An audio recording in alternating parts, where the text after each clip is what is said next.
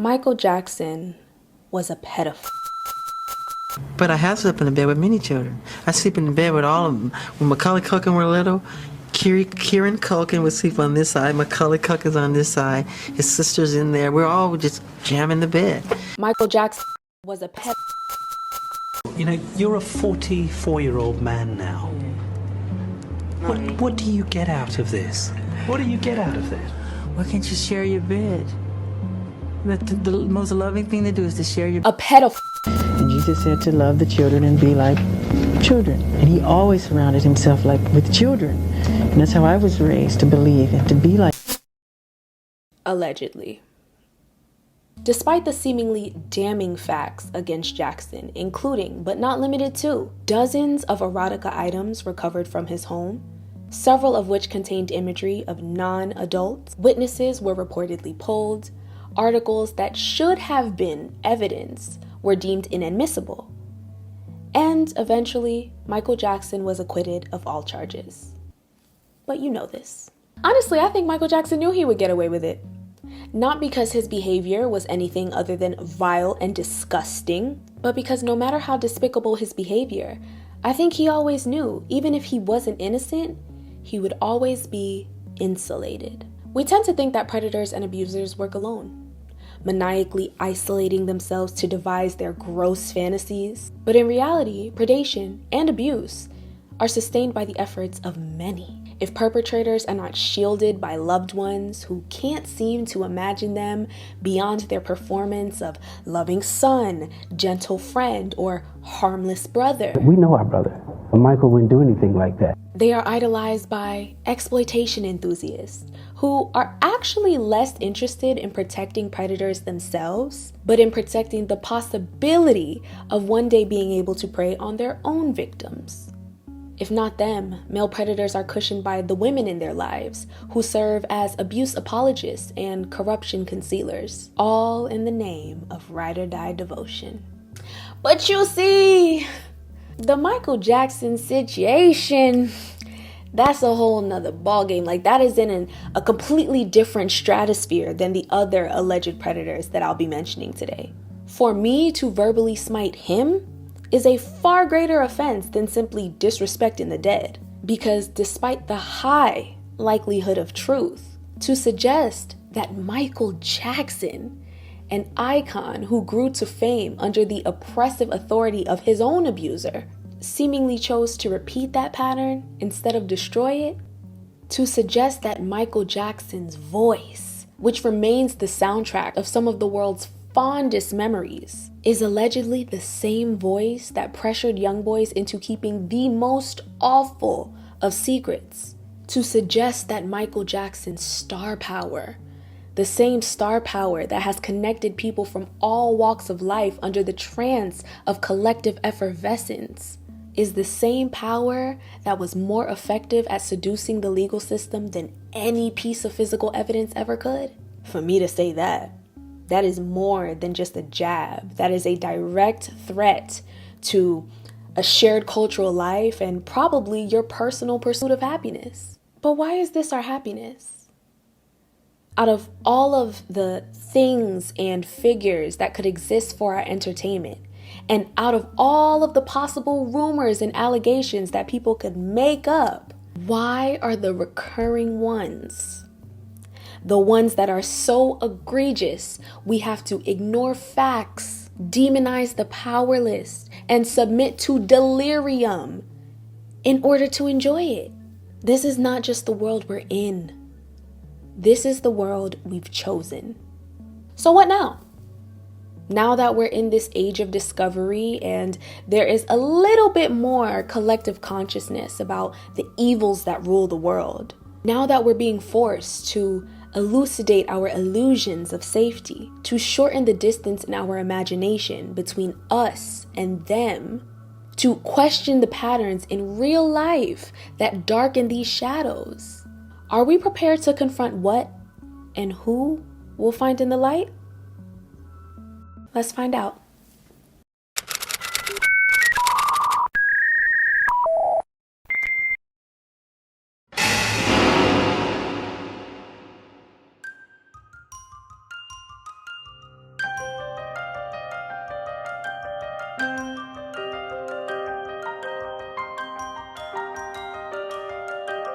those new bombshell allegations against Hollywood movie producer Harvey Weinstein. Disturbing new video appears to support some of the accusations of abuse against music mogul Sean Diddy Combs. Now, a New York congressman says Michael Jackson was a pedophile who doesn't deserve all the attention he's getting. Rap titan Jay-Z speaking out about the sexual assault lawsuit from a Jane Doe alleging that he and fellow rapper Sean Diddy Combs drugged and raped her when she was just 13. Crystal also reveals living at the Playboy mansion was like being in a prison.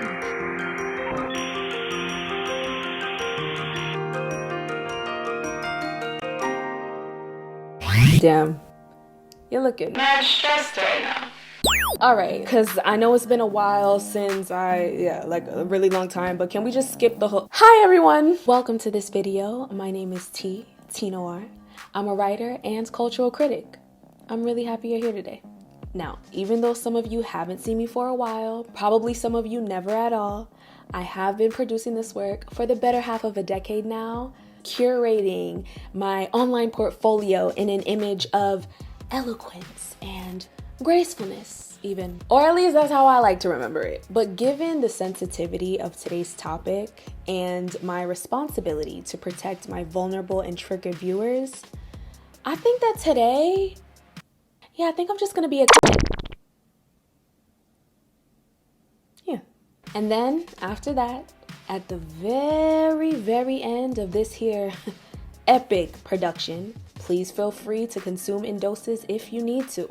Then we can talk more about where I've been, what took me so damn long, and some plans for the future, all that yada yada stuff. If there's one thing I want everyone to understand about at least the making of this video, is that this project was nothing short of a labor of love.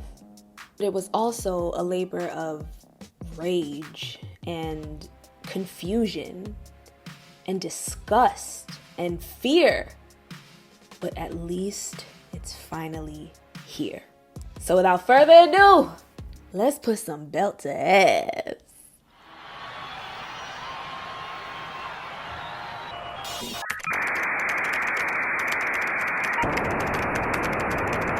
There have been many disgusting statements made recently concerning allegations of improper conduct on my part. These statements are totally false.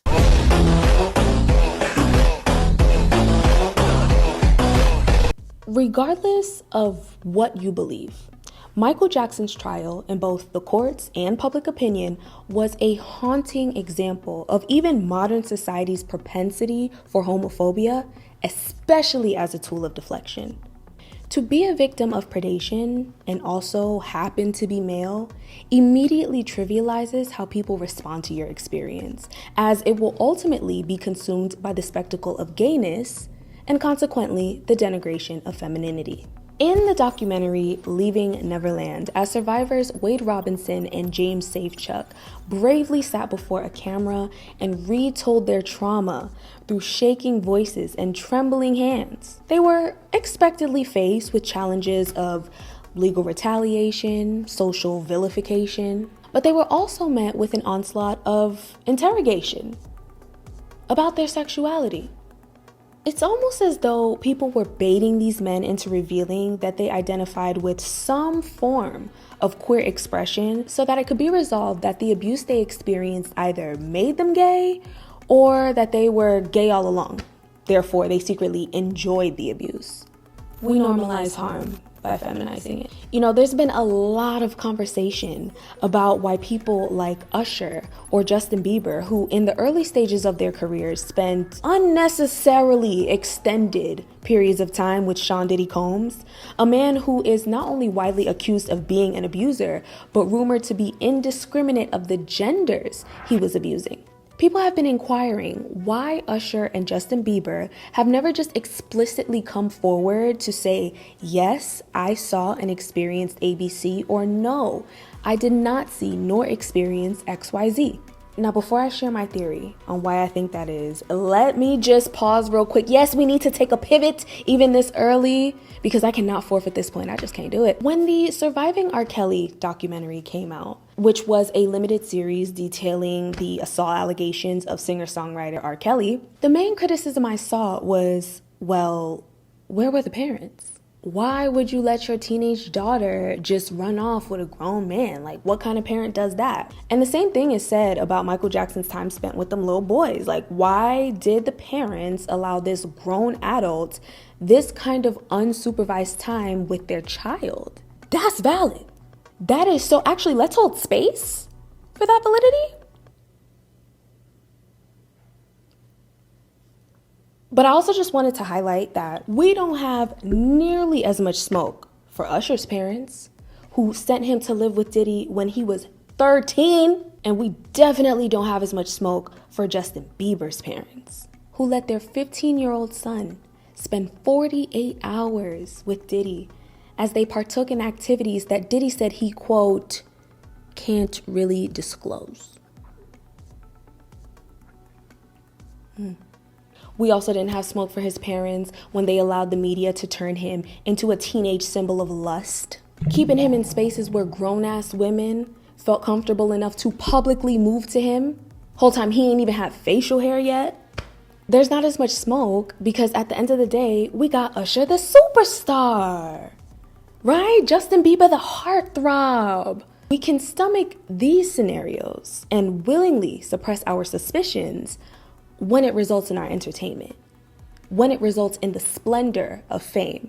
But when those same circumstances result in the terrible inconvenience of holding an adult responsible for taking advantage of the trust people put into them to behave appropriately around children, then everybody gives a fuck about holding parents accountable. Then everybody want to know where the mammy and the pappy at. Then it no longer takes a village of honest adults to make honest decisions. Multiple things can be true at once. Parents should have been more diligent in protecting their children, yes.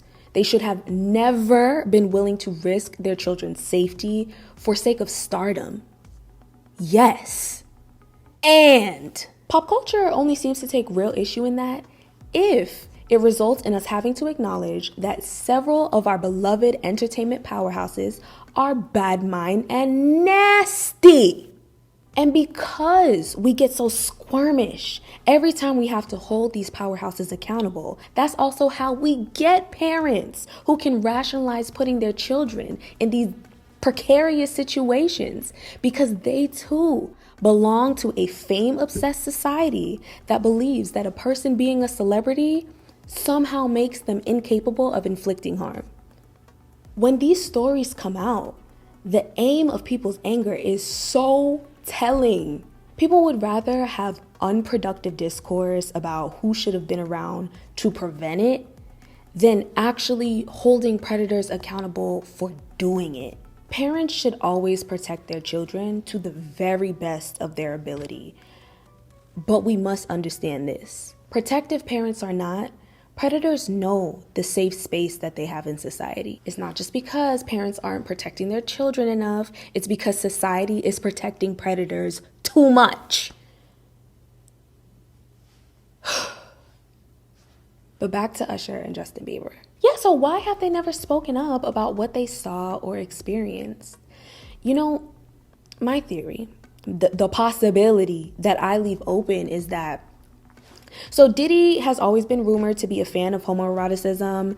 It's been decades at this point that these rumors have been swirling. Because allegations of being gay has the ability to tamper with a male public figure's reputation, respect, and overall sense of manhood, when it comes to discussions about Diddy's sexual deviance, his sexual deviance that just so happens to have possibly been homoerotic, the safest thing that any man who has ever been close to Diddy could do was create distance between themselves and that. And by that, I don't mean the predation, I mean the gayness. If these men were to really tell the truth about what they experienced or even didn't experience alongside Diddy, and that truth even put it into consumers' minds that these men were even in the vicinity of male queerness, trust me, the reception of their truth and possibly even their entire careers would have bypassed the seriousness of the matter and instead been overwhelmed by the snickers and whispers about who was doing the bending. We normalize harm by feminizing it. Why do you think the buzz around Terry Crews, who alleged sexual assault by industry head Adam Bennett, went away so quick? Because Terry Crews is a hypermasculine black man. So people were instead asking him how his big, strong self managed to let that happen. What, are you a little girl? We normalize harm by feminizing it. We normalize pain by feminizing it. Because under the bigoted logic that so many of our sociocultural beliefs are built on, if you say it's gay, you're basically saying it's less manly. And if you say it's less manly, you're implying that it's womanly. And if you are implying that the recipient of pain of any kind is a woman, it's too late.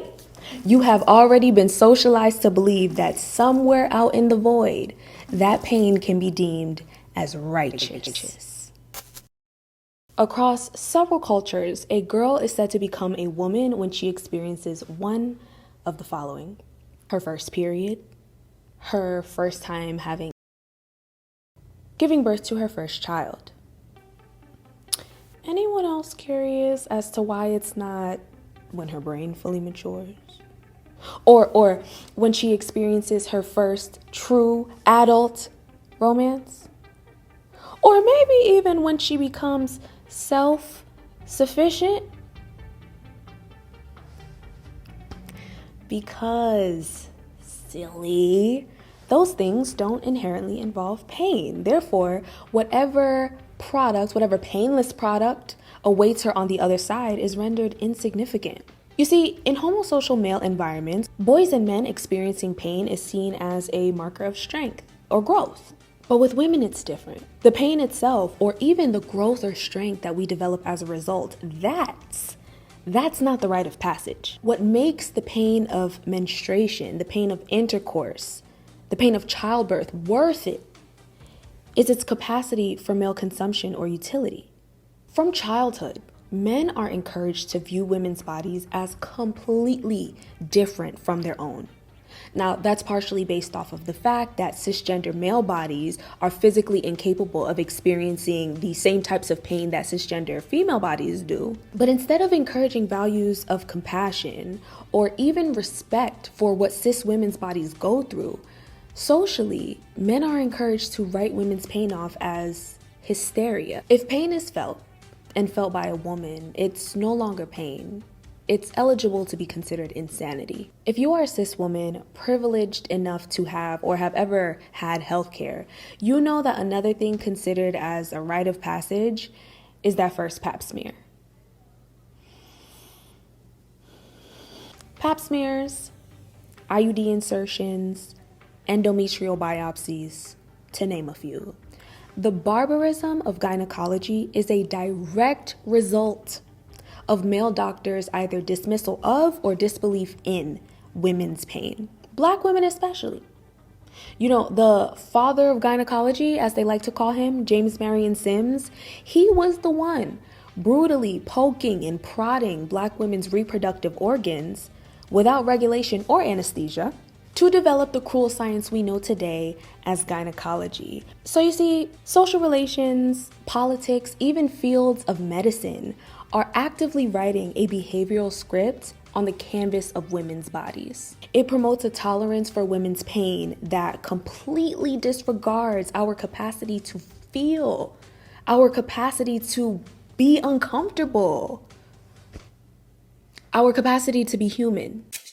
Feature films like Don't Worry Darling and Blink Twice explore the fantasy of female unconsciousness, acknowledging the utopia that exists within male imagination, wherein women's pain does not cease to exist, but rather, women are frozen in a state of psychological sedation that leaves them too mentally weakened to protest against their mistreatment, yet still physically capable enough to maintain their sexual functionality.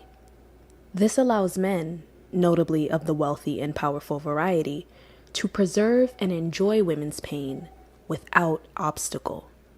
Though disturbing upon initial consumption, comfort still awaits the audience.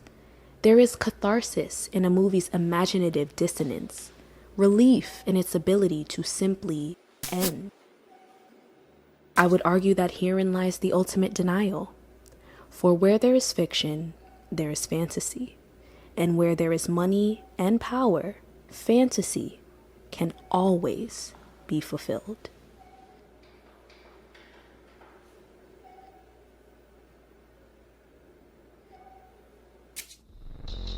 One of the things about my life that sets it apart, to some extent,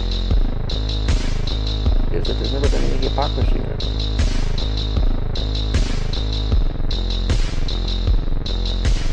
I am what I appear to be.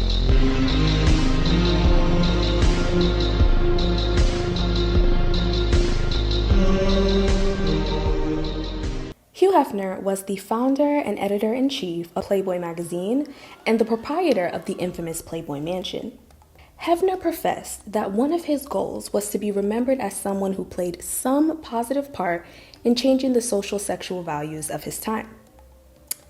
Now, if your definition of positive change in social sexual values is using the resistance of puritanical standards as a Trojan horse of deception to reimagine Western sex culture as a glamorized, escapist environment free of bounds, limits, human concern, and safety, susceptible to any deviant thrill that the imagination of a soul-consuming, abuse-inviting, consequence-averting, crusty, creepy could conjure up, then yeah, I definitely see why you would think Hugh Hefner was the man.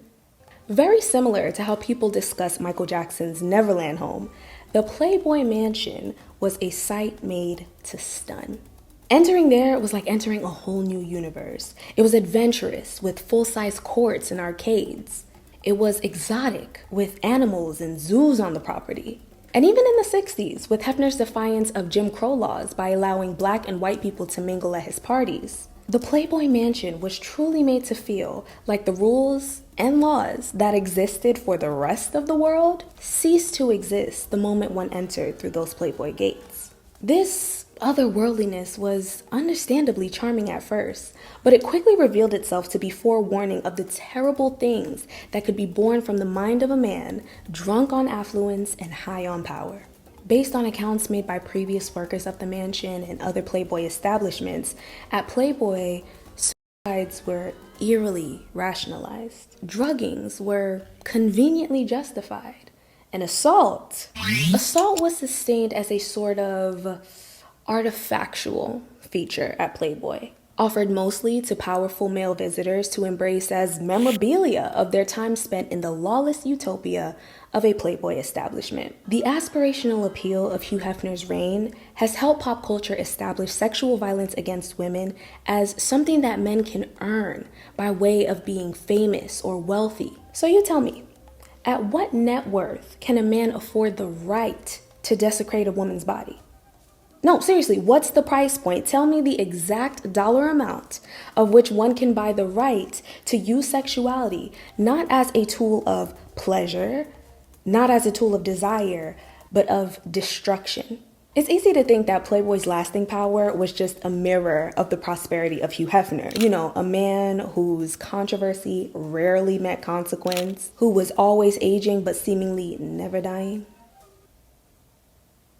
That's partially true, but above all, Hefner's legacy stuck like glue because it was emblematic not just of fame, not just of wealth or opulence, but even broader, of the American dream.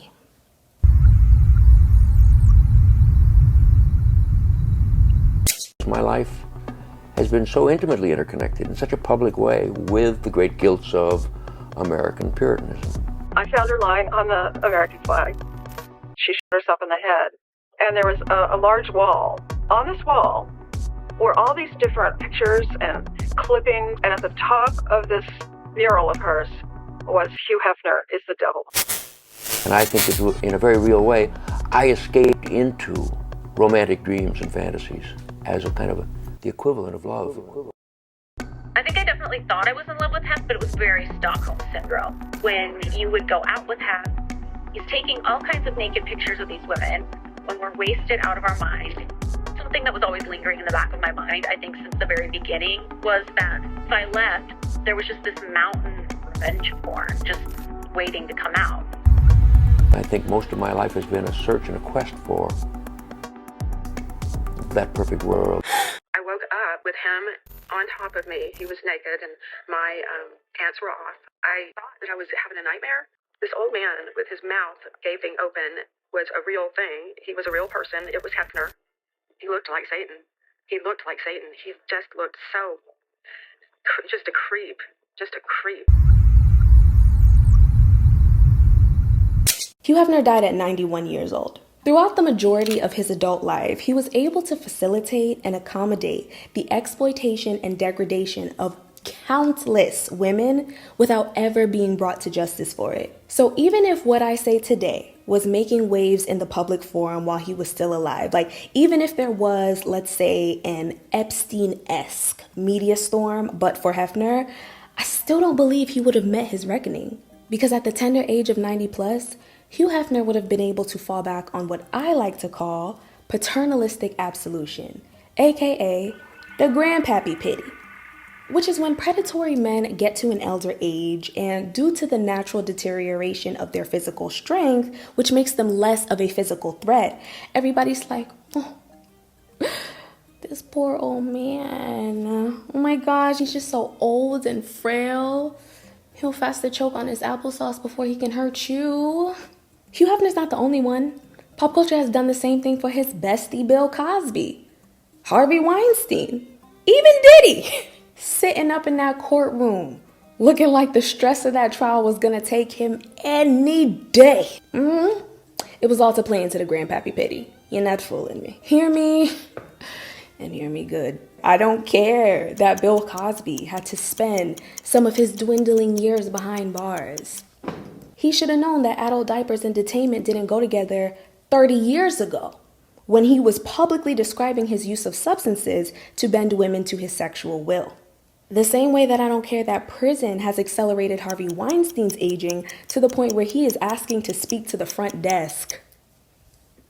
He's requesting the manager. He wants to speak to the manager because he's so out of it. He should have known that he would lose the courtesy of hospitality when he was using his hotel stays to pin down women he promised roles to. I don't care.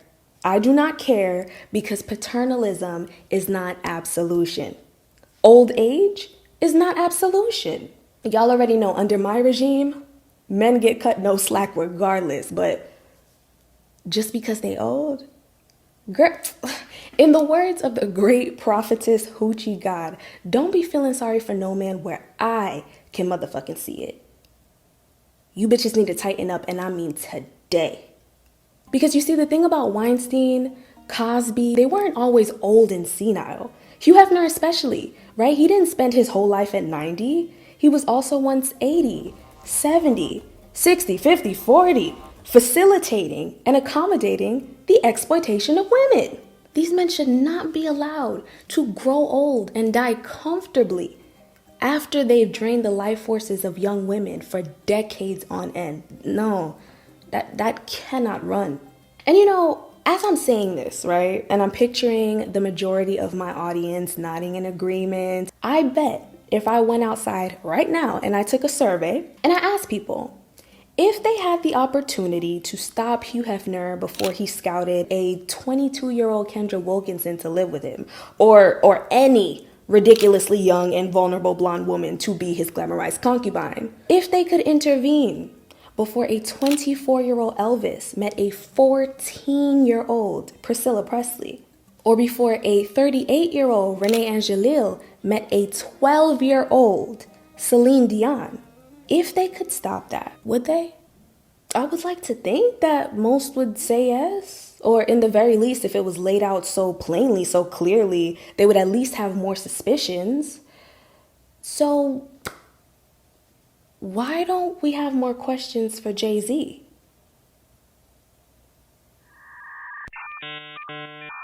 What of the dollar you murder for?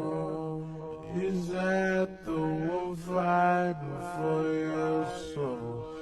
All your brothers and one that you're running from. But if you got money, fuck it, 'cause I want some.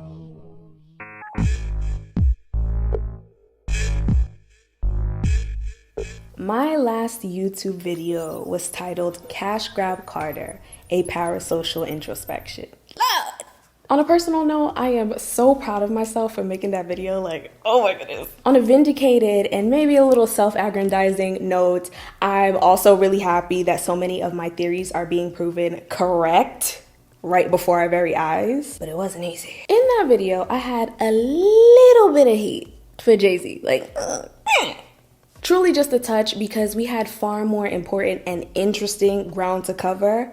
But had I spent a little more time on that ass, what I also would have said was, the part that saddens me the most about Beyoncé and Jay-Z's union, which many of us were around to witness from when it first went public, is how instinctively we as an audience and a society suppressed our concerns that that might be a predatory dynamic, as this couple's success created aspirational space in our imagination. It was like their success, our suspicions.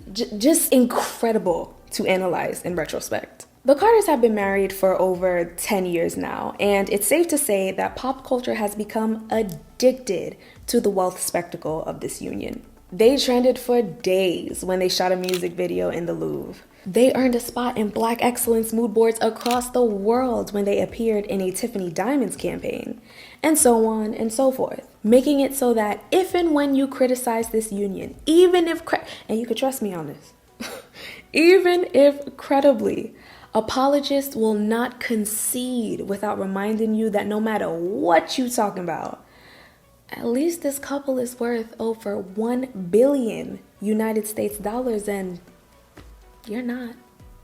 We'd love to believe that these things, you know, the Louvre, Tiffany Diamonds, $1 billion net worth, we'd love to believe that these things are the result of a power couple doing as a power couple does, but please don't give that man so much credit. Make no mistake, none of that stuff would have been possible without the seizure and eventual decades-long exploitation, not just of Beyoncé's talent or her popularity or her looks, but of the youth that upheld them. If you all would be so kind to open your music players and your hearts to a song called Young Girl by Pharrell. At approximately the 2-minute and 51-second mark, a nearly 30-year-old Jay-Z boasts, "Hope got a young girl, still not quite 21. So high-strung, such a vibrant thing. I introduce myself, hi Miss Thing. You're 19? No. You're lightning in a bottle. I'll give you a ring tomorrow." The scene that follows screams of horror. Classic Stephen King novel. Mama don't think you should take someone so advanced in romance, you should just wait. Papa don't preach. Hove don't bite. Hove been through it. I might mold your life. 'Cause I'ma show you right. Proper etiquette, how to hold your knife. Keep it competitive with Oprah's ice. Be like Janet, take control of your life. Right? Young girl. Okay.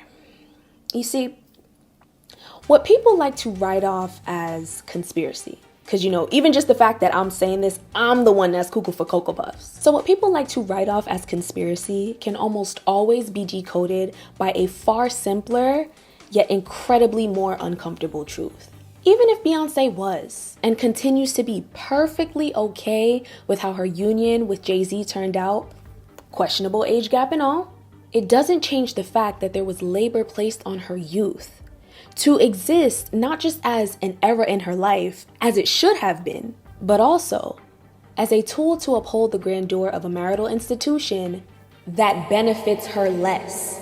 As with all older, more powerful men who partner with promising younger women, they like to justify it as though her youngness was just happenstance. They were just two people who fell in love, and she just happened to be younger than him while he happened to be in his 30s, dating her while she was still a teenager in the girl group she formed when she was like 9. And when they voluntarily and of their own choosing, publicize their relationship, we're just supposed to look past the problematic dynamics and rest assured that she had turned 18 a couple months prior, so it's all good. It's legal. So now all we onlookers gotta do is get past our closed-minded discomfort and let these two lovebirds live happily ever after. As if, in addition to this romance coinciding with some very formative years of Beyoncé's adulthood, inviting her to tether this shared romance to her individual sense of self and womanhood. So many things. I was 20 years old when we first started dating. You taught me how to be a woman. You taught me how to live. You taught me how to... In addition to all of this just being freaking weird, Lord, I must say one piece, I don't be sure this terrifying. That dismissive thought of, this romance is just unconventional. It diverts our attention from the fact that Beyoncé's youth was extracted as a tool. It was seized and siphoned as a source. 'Cause that's what people do when it comes to women's youth. That's why it's so vulnerable. That's why it's so valuable.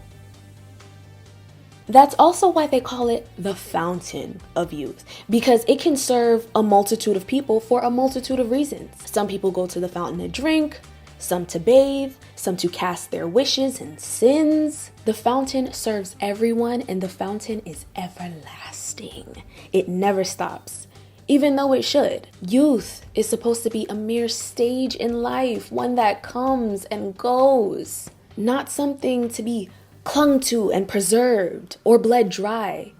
Literally just a period of our lives. So this young girl verse, right?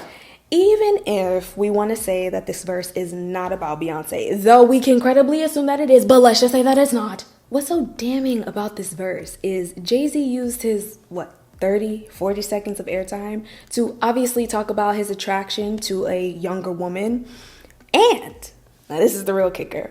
The amusement he took in finding a wise guy solution for all of the glaring problems that naturally arose. And the problems weren't just, oh shit, she's so young, she can't even legally buy us a drink. No, the problems are, she's so young that her mother is against her being with me. Screams of horror. Yet, she's also so young that her father has no protest because he sees an older man as a potential source of guidance for his young, naive, impressionable daughter. Ugh. And then Jay-Z continues by divulging a plan of how he's going to do just that. How he's going to use his money to impress upon her, his connections to impress upon her, to superficially mold her into a product, not a person, but a product to be envied, to be gawked at, and eventually consumed. If Beyoncé being so young had absolutely nothing to do with that man's appeal to her, then it wouldn't have been so gloated about, and he wouldn't have reaped so many obvious benefits from it. There is not an area of Beyoncé's youth that has gone unutilized. The vibrancy of her beauty has upheld this couple's desirability. She is carrying the whole team in that department. The durability of her young body has sold out stadiums and produced children, all while she was still young enough to very quickly snap back and return to work so that she could continue selling out more stadiums and producing even more children. Her perceived purity and modesty has sanitized his image from cutthroat street dude to gentle family man. And the list goes on and on and on. Her youth is yet to take a day off from benefiting the publicity of the Carter's institution. Now, obviously, I have no intimate knowledge of this Beyoncé relationship, and I don't wanna. Okay, I don't need to. Like, even if the only evidence we have is what we see and the history we've lived, it's right there. Like, you don't need me and all of this, though it is a nice setup, right? But you don't need this whole rigmarole to tell you that. It's right there. And it's not normal. Like, not even a little bit. But because people are so wrapped up in the celebrity of it all, not only do they see it as normal, they deify it as moral. You see, this is what happens when we see money as a karmic incentive. We start to believe that if good things are in a person's life, money, prosperity, we start to believe that that person must have done good things to earn them. It is pertinent that we don't let name recognition prevent us from seeing this union for what it is. An example. The Carters are not the only ones. They are a mere reflection of a culture numb enough to tolerate these kinds of dynamics and impressionable enough to be influenced by them. Them people gonna be together for as long as they wanna be. This video is not gonna change that. But when we use the facade of materialism and wealth and superficiality to say, regardless of the red flags, clearly this is a good thing. This is a good relationship. That's a good man. Savannah. It makes it so that all a man needs to evade suspicion for his suspicious behavior is to personify the material desires of the masses. So actually, I think that answers my question from earlier. That's the price. That's what the safety of young women is worth in our society and across our cultures. The personification of our material desires. Okay. Let's keep it a buck. Let's split the room, okay? Because I know some of y'all are not going to like this next part. I don't really give a fuck. If and when this all comes to light and the curtain finally falls, it's gonna be very easy for people to write Jay-Z off as a creepy old man who brazenly exploited the youth of his spouse for his own socio-political gain. Nobody's gonna break a sweat. Nobody's even gonna think twice to turn on him, especially if it's in defense of her. But that's because he's ugly. Or should I say non-conventionally attractive. As I wrote on my Substack, as soon as people started to question the white girl's extreme thinness, all of a sudden, a rule of not discussing celebrities' appearances was created and enforced with an iron fist. But you cannot trick me. You cannot trick me. Don't talk about celebrities' bodies, I think, is quite harmful, lazy, and it's not the catch-all that people think it is for determining who is an earnest pop culture consumer and who's not. Desirability is a complex set of politics that requires our close and consistent examination in order to first be made sense of and then be destroyed. And that can't be achieved by pretending that there is no value system assigned to the different ways that different people look. A value system that, even though mean and biased and that I am largely against, people believe in, abide by, and respond to. But like I said, you can read the full piece on my Substack. It is free, but it is donation based. It ain't tricking if you got it. Make it rain on me if you can. Anyway, in the past, I have done my best to stay away from saying negative things about people's looks when I'm criticizing their behavior, because to a certain extent, taking that approach can derail your message. It's really not all that necessary, but in some contexts, it's warranted, and this is one of them. Jay-Z is not conventionally attractive. He does it for somebody, but in the way that desirability politics determines who is considered to be an aesthetically attractive man and who's not, his name is not getting called. And y'all know that. I bring this up not to intensify my criticism of him, but to prompt you to imagine if that wasn't the case. Imagine if Jay-Z was widely considered cute, dreamy even, a pretty boy, perhaps, and subsequently had a legion of female fans who, because they desire him so much, are always able to justify his actions and misbehavior. If that were the case, how much differently would the story of Beyoncé or any of his other alleged victims be received? Well, we ain't gotta wonder too hard, Because Christopher Maurice, It Ain't a Party Till Someone Gets Assaulted Brown is right there. Hit it!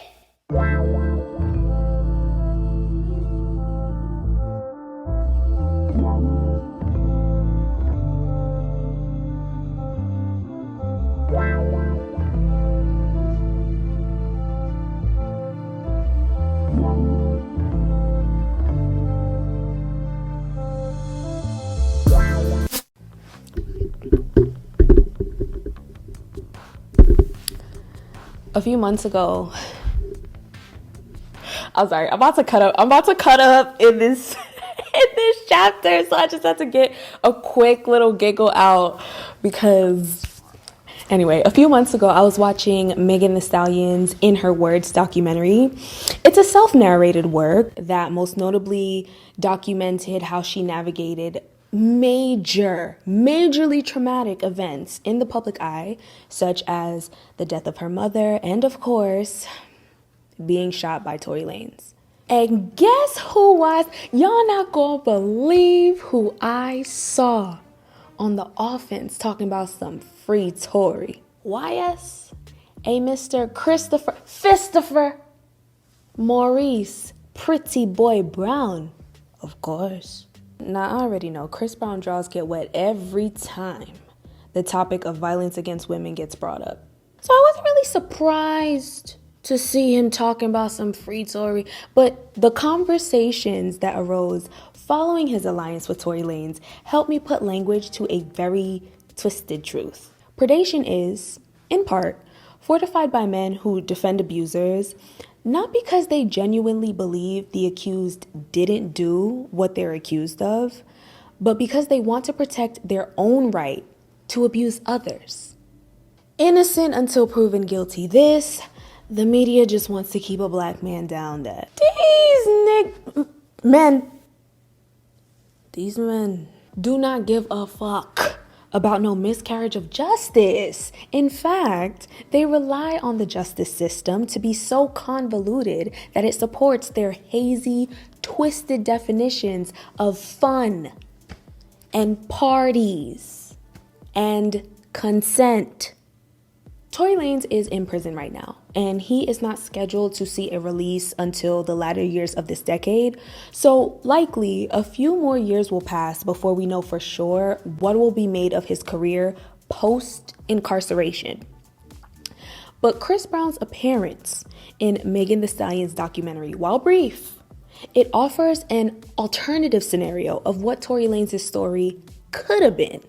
You see, I think Tory Lanez wants to be Chris Brown. Matter of fact, I think Tory Lanez thought he was gonna be Chris Brown, in that his first publicly violent offense against a woman, it wouldn't land him in jail, prison. Oh no, baby, community service at worst. I think that's what he was betting on. I think Tory Lanez thought that he would get to abuse 1, 2, at least 3 more people before he heard that first clink, clink. Even more pathetic, I think Tory Lanez is still hopeful that he can be Chris Brown. Oh yes, that even after he gets out, he'll be met with a plethora of opportunities to restore his image.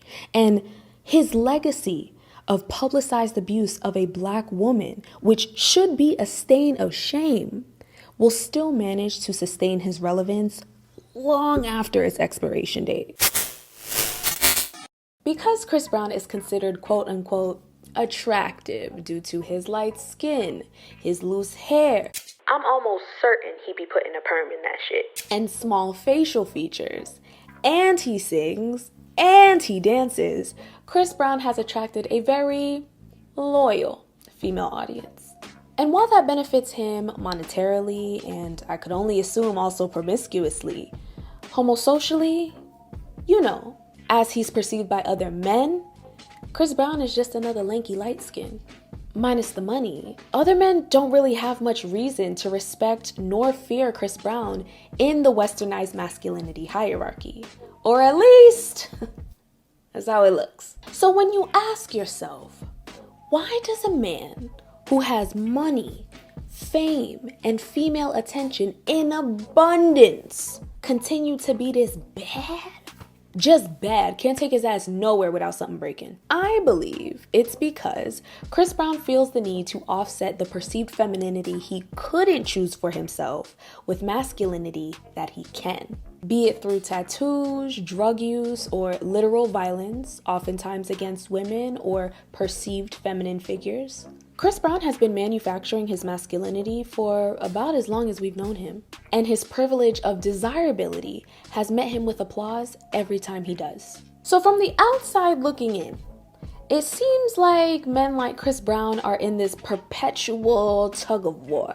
He's light-skinned and pretty, so he's feminized, whether he likes it or not. And as a man, he then tries to manufacture his masculinity through its most widely recognizable forms: anger, lust, violence, and fear. But because he's light-skinned, and yes, we gotta keep going back to the fact that he's light-skinned, therefore privileged under white supremacy, and white supremacy is propagated as a vessel of righteousness, he gets away with it. It's a catch-22. There's one system that Chris Brown appeases with the trouble he creates, and then another system that immediately diminishes the severity of it, effectively dismissing all of his hard work to seem so tough. Now, this impossible paradox is where I find many men try to be like, see, we have our problems too. And that's where women like me say, tough shit, cue the violins and shut the fuck up. I mean, struggle to empathize. Not because we don't see your humanity, but because far too often y'all use that as an excuse to deny ours. Instead of confronting that paradox and trying to create a path where your existence isn't so oxymoronic, y'all choose to beat women up. Y'all choose to use your leverage within the same systems that harm you to maximize the way you can harm us. Ladies, y'all ever dealt with a nigga that just be like blowing y'all shit up, hopping gates, stalking the fuck out you, getting on your nerves? Well, shit, I'm one of them niggas. If I love you, bitch, ain't nobody gonna have you. Pretty boy predation. Tory Lanez's best bet at returning to a fan base made up of more than just red pill basement dwellers with Cheeto dust on their fingertips would be to unlock this breezy cheat code in which a black man can get away with whatever violence against a black woman he wants if he possesses and can leverage the desirability he is granted through being light-skinned. I too hate that it's just that fucking simple. And then he can use that desirability to minimize the chaos he is enacting literally everywhere he goes, resting assured that there will be little to no punishment. And even if he is punished, because too many of my sisters are young, sprung, and full of cum, it will never truly affect his perception. Therefore, it will never truly affect his pockets. We call this pretty boy predation. In a similar, but not identical way, this also explains why Drake, another papa to Tory Lanez, has been able to behave in his way for so long. But you see, Drake is a little different because Drake is not considered a pretty boy. Now, this likely boils down to a matter of featureism, but because light complexions are still so valued in this society, he can fake it. And he can absorb all of the privilege, immunity, and assumed innocence that comes with being lighter complected, including the minimization of his questionable behavior with women and girls. Remember when I said that we normalize harm by feminizing it? Yeah. Let this past year's Drizzy hate train serve as concrete proof that people take greater interest in chanting BBL Drizzy and A minor for sake of humiliating Drake through emasculation, aka calling him a bitch. They take more interest in that than they do in investigating and, if applicable, holding him accountable for allegedly being in inappropriate association with a minor.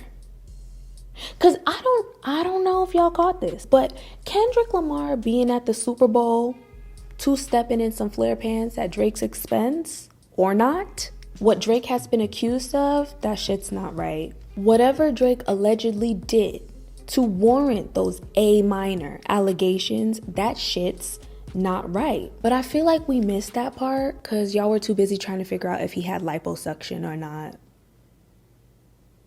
On this scale of light skin immunity, Drake's behavior leans more on the Michael Jackson side than it does on the Chris Brown side. And what I mean by that is, unlike Chris Brown, while Drake may not have the natural features to deem him conventionally pretty per se, Drake still has perceived femininity.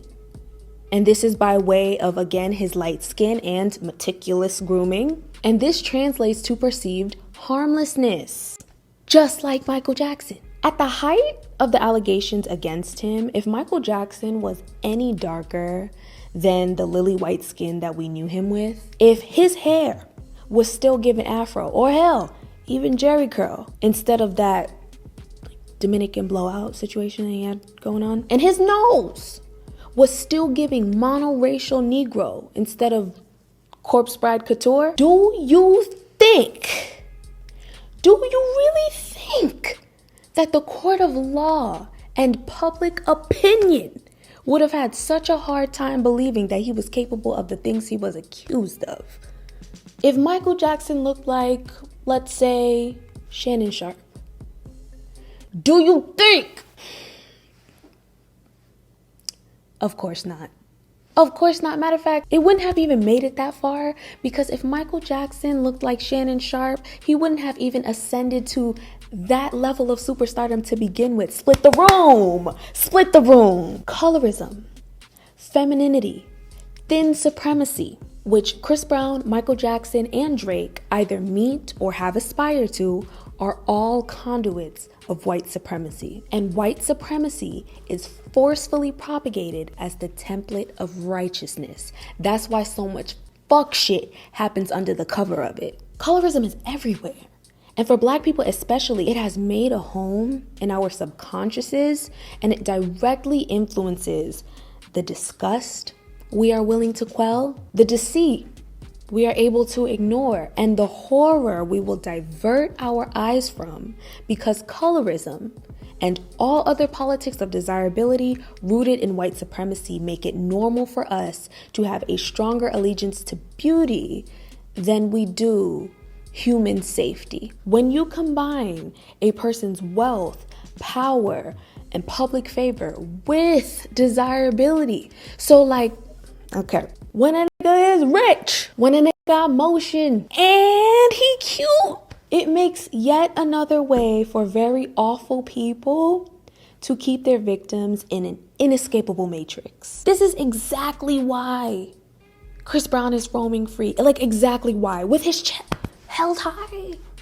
Y'all see him? Oh my God. Because he already got the money. He already got the power. And he got some of the, some of the baddest bitches begging to be in his vicinity. Tory Lanez was this close to meeting those aspirations. He was this close. He was like 2 foundation shades away, maybe 4 inches of height away from reaching his drizzy or breezy boss level. He had the fame. He had the successful music. He had the connection. He had the money, cars, clothes, and hoes, but ultimately, what stood in his way was that he underestimated the two-faced nature of the American judicial system. A system that is so ruthless that even a colorist, capitalist, cis-hetero patriarchy couldn't save him from. His ultimate defender and protector could not show up for him against the American judicial system. Now remember, everyone, Meagan Thee Stallion did not press charges against Tory Lanez. It was the state, repeat it with me, it was the people of the state of California who charged and convicted Daystar Peterson because he was already on thin ice and he decided to stomp on that shit with flaming hot stilts. If it wasn't for Tory Lanez not being an American citizen, because he's Canadian, and having a history of law breaking in this country where, again, he is not a citizen, which then resulted in him being on probation, which he then violated by merely having a weapon, much less having the audacity to use it. Chris Brown, Drake, Michael Jackson, and Tory Lanez would have been in the same boat. But this is not something to rejoice in. Like, oh my gosh, thank goodness xenophobia existed. Otherwise, he would have really gotten... No. Law-backed xenophobia is one of like the final levels of white supremacy. So as a Black immigrant, that was an oppressive structure that Tory Lanez was never going to defeat. It didn't matter if he shot Meagan or if he shot one of his homies. The fact would not have changed. But prior to him meeting that fate, there were related structures that kept him protected for quite some time. Structures that are still strong and pervasive enough to keep attacking his victim on his behalf, even in his absence. Meagan Thee Stallion is still being attacked to this day on his behalf, even in his absence. That is how protected Tory Lanez is under the capitalist cis hetero patriarchy.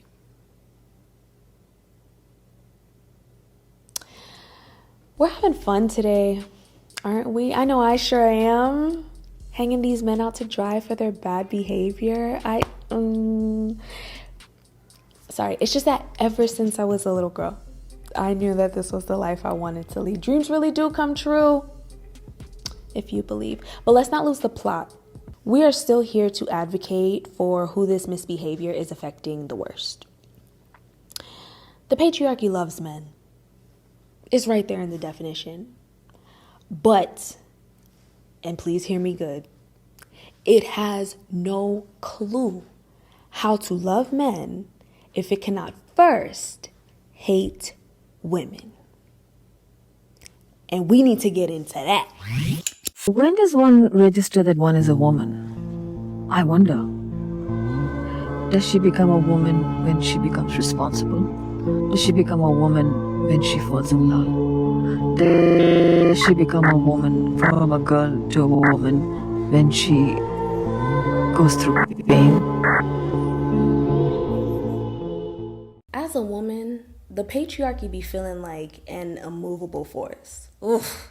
You cannot get around that motherfucker. You see, it didn't matter that Meagan Thee Stallion also had fame on her side, and wealth on her side, and desirability on her side, far more than Tory Lanez ever had or will. It did not matter. From the moment Meagan, a Black woman, was victimized by a man and lived to tell it, her victimhood was never going to be deemed valid enough for her male abuser to face a level of consequence that even came close to the level of pain he inflicted. Looking at Meagan's journey through this whole thing really prompted me to compare her to other famous victims, of tragedies in general, not just exclusive to violence, and the public's response to them. I think pop culture's most sensational victim was Princess Diana. Her mistreatment really shook the world to its core. And now, even decades later, people still want justice. Like, they still want answers. They still want justice brought even upon the monarchy behind Princess Di. They don't play about her. Diana's victimhood is so idealized because, of course, she was young, she was thin, she was kind, she was popular, and she's dead.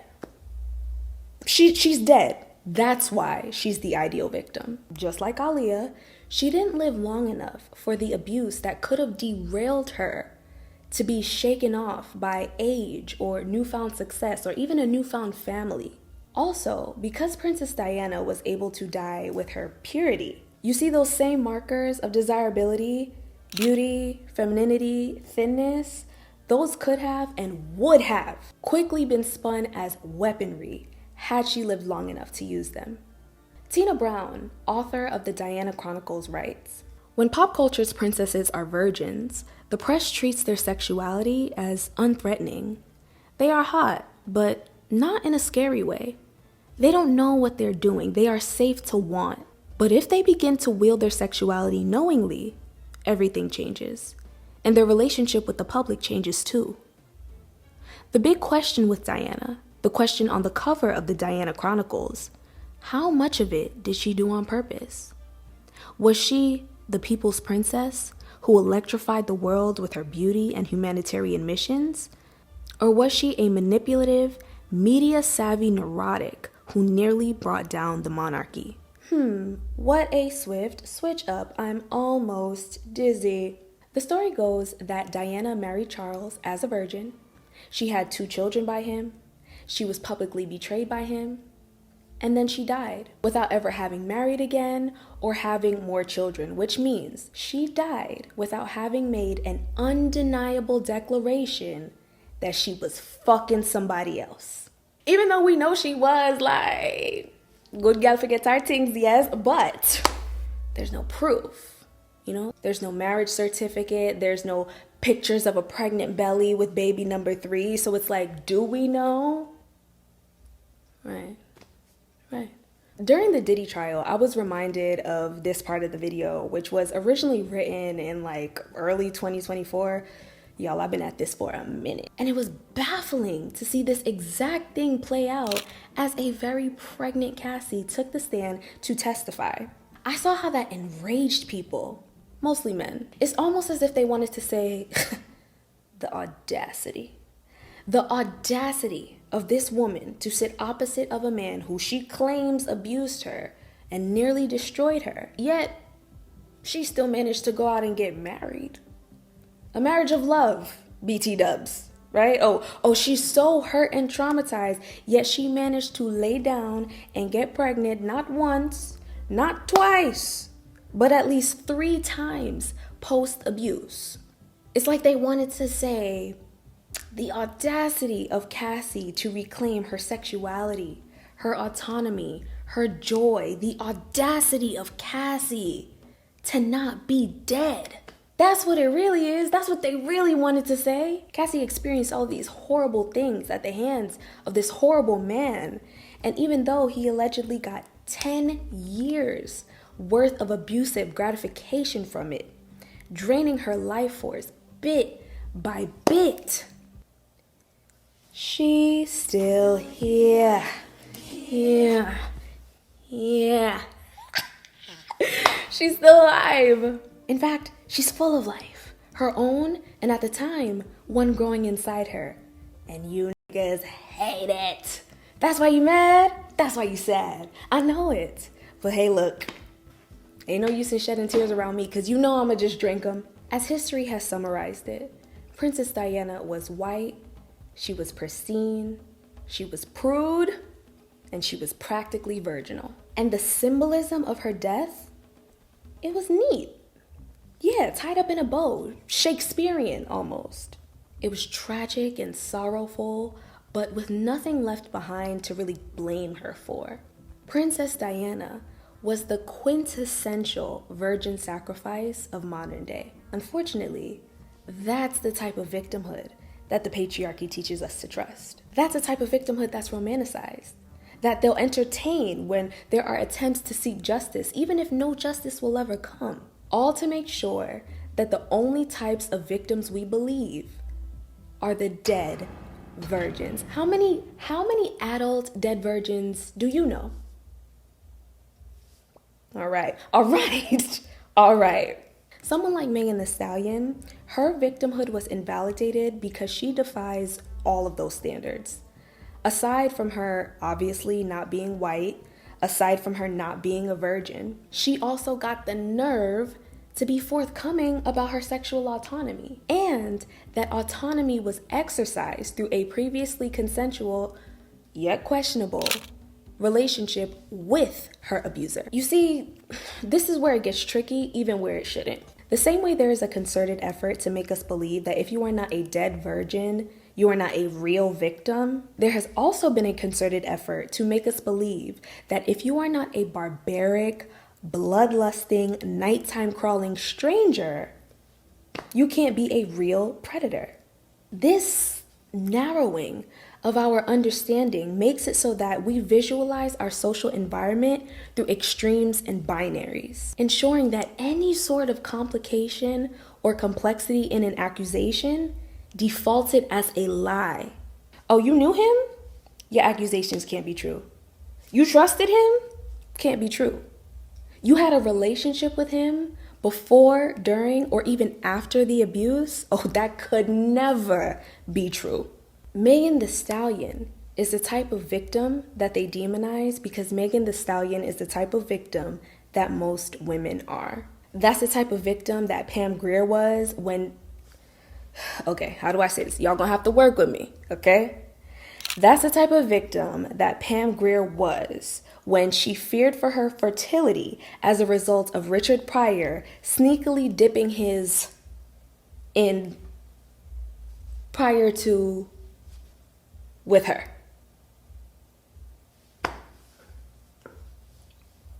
He dipped his in prior to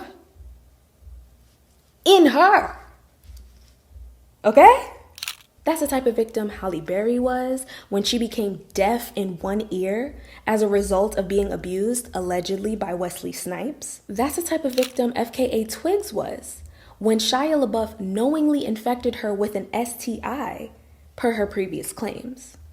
Even though all of these women still lived to tell their stories, they had to fight to have them heard simply because their experiences were complicated. Because that's the goal in a predator protecting society. And you know, I'm also being very intentional about using examples of highly desirable women. Because as this Diddy trial unfolded and old pictures of Cassie and Diddy began to resurface, I was constantly seeing comments like, oh my gosh, she's so beautiful. I can't believe this woman had to go through that. Like, how could that be?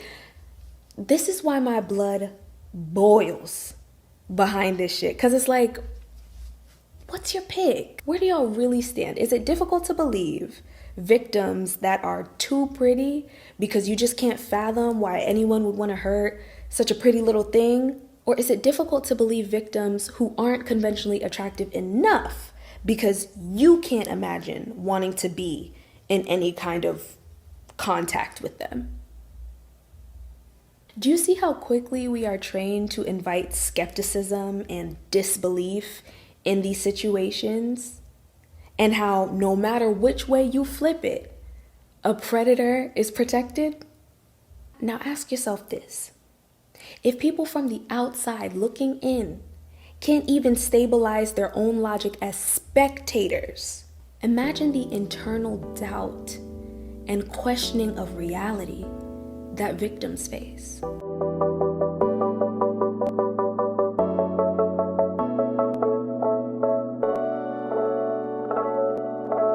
The theater of abuse sensationalizes images of physical injury because mass media has trained us to find entertainment in the bodily misfortune of others. This fixation on the physicality of things makes it so that we largely ignore the psychological torture of victimhood. And again, not just that of which we can draw sensation, like the account of Cassie's PTSD prompting her to walk into traffic, or Meagan's trauma leaving her with suicidal ideation. No, I mean the doubt that being abused brands in your intuition.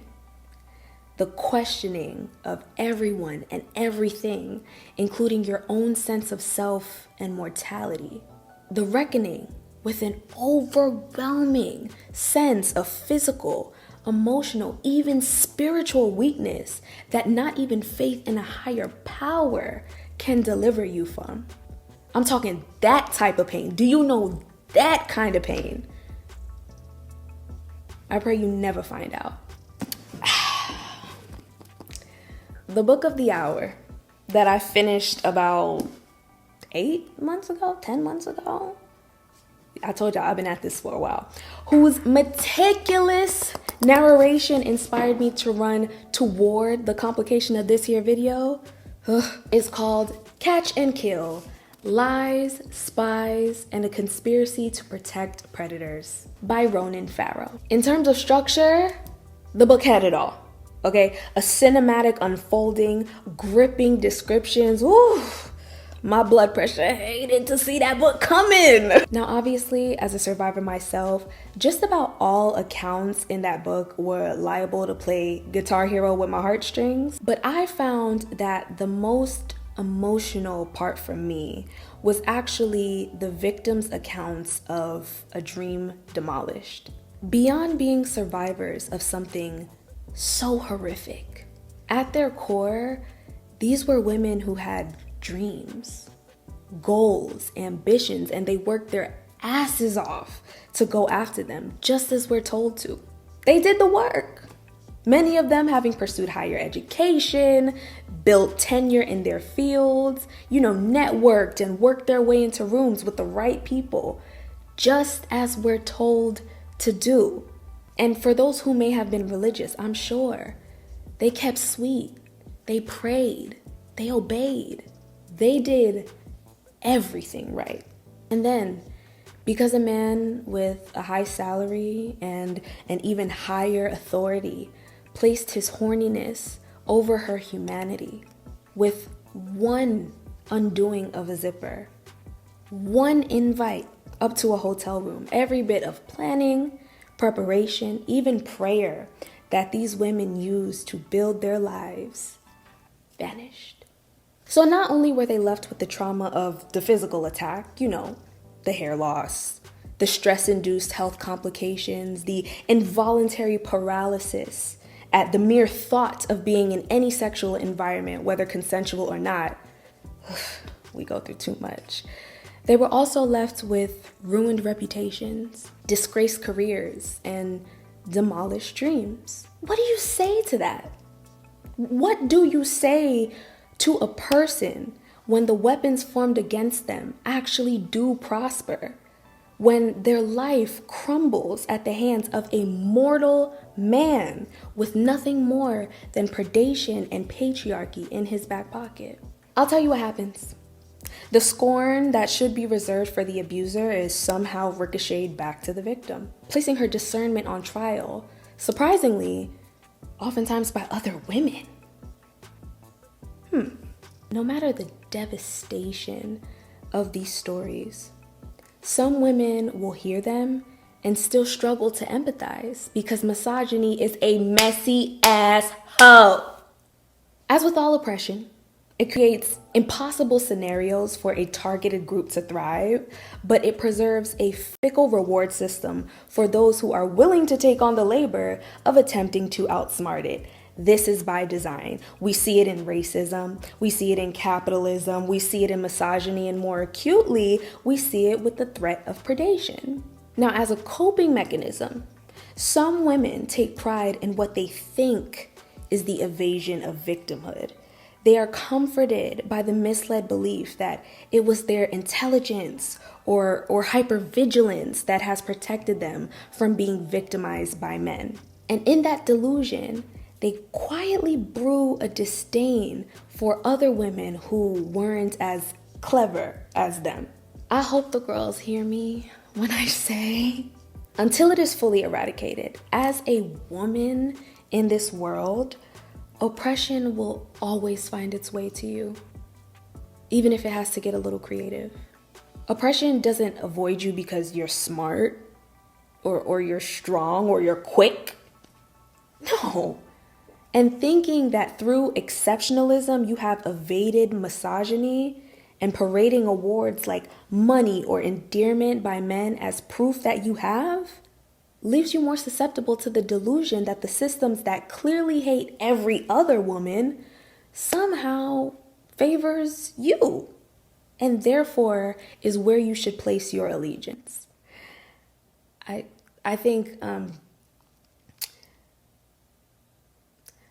think Nicki Minaj is a great example of this. You're gonna go down in history now as a sore loser, as opposed to going down in history as the queen. If you don't have something nice to say, don't say anything at all. You don't have to feel the need to put somebody down to make yourself feel better. But you want to know what scares people? Success.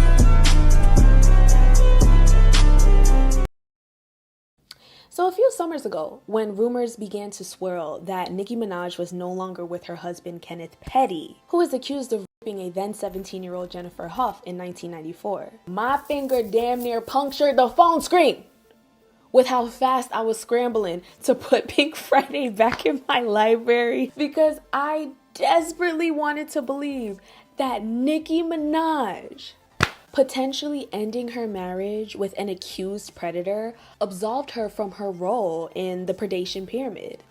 But then it hit me. Nicki's marital relation to an accused predator may have been her most intimate connection, but it's certainly not the only one. She has a documented history of working with and defending predatory men, both accused and convicted. Between her personal and professional relationships with her brother, Jaylani Mirage, who is doing 25 to life for CR, her connection with accused abuser and sex trafficker Sean Diddy Combs, her collaboration with rapper Tekashi 6ix9ine, who pled guilty for using a non-adult in an erotic performance, which was recorded and posted online. Oh, and let's not forget her most recent ha ha ha with this current administration, and we know how many allegations that I need not say more. Now, correct me if I'm wrong, but it seems like where there's Nicki Minaj, there is a man with heinous allegations not very far away. Nicki Minaj has always prized herself on becoming an incredibly successful woman in a woman-hating genre without having to sexually engage with a man in order to create or advance that success. Nicki Minaj has been adamant that her legacy must reflect that although her beauty and appeal may have gotten her in the right rooms, it was her talent, hard work, and dedication that ultimately created the Black Barbie superstar we know today. And even though that may not have been the easiest way, it's the way she views as having the most integrity, and therefore, according to Nicki Minaj, is the reason she is as widely respected amongst her male peers as she is. Now let me give you my guess. The fact that Nicki Minaj never had to F for a feature or never gave a rap producer head, in her words, is not why men in rap respect her. The fact that Nicki Minaj is an incomparable talent, her influence heard and seen across genders and genres, is still not the main reason why men in rap respect her. Unfortunately, I believe men in rap respect Nicki Minaj because she's proven herself to be an asset. It's been a while, but may we never forget, before she was the queen, Nicki Minaj was the feminine flair of a group called Young Money. Nicki was only one of 2 female acts in a band of like 10 other men. I can only imagine the things she heard, the things she saw come out of a group of male rappers on tour. Yet, we've never heard a peep of those stories from her. Even in this age of discovery, where I'm sure her accounts could help bring forth justice, not to mention it would very likely restore her good faith in the eyes of her marginalized fans who she so quickly politically betrayed. But Nicki Minaj didn't choose that path. She didn't choose the path that aligned with victims. She chose the opposite, because one of them might have yielded integrity while the other one will very likely yield immunity. Nicki Minaj is playing a different game. She gone, y'all. She gone. But back to Nicki's respect amongst men in rap. Okay, I think Nicki Minaj kept her head straight and her mouth shut in order to gain that respect. I think Nicki Minaj had to revolutionize her craft, while the men around her brought nothing to the table but a fork and knife to eat off of her plate in order to gain that respect. I think Nicki Minaj had to carry the whole team on her back for getting that their respect. I mean, are we talking real right now? Even if we want to mention just the main stars of Young Money, right? Drake, Lil Wayne, Tyga, their connection to Nicki Minaj was so supplemental to their images. It diluted their misogyny so much, their misogyny and predation. Think about how long Drake had us bamboozled that he was some soft-hearted woman lover. Think about how long we saw Lil Wayne's extremely vulgar objectification of women as poetic. And don't even get me started on Tyga and the little Kardashian sister, why he did that. Why he did that? And what was the common denominator of relation in those times? Whose loyalty was there to soften that blow?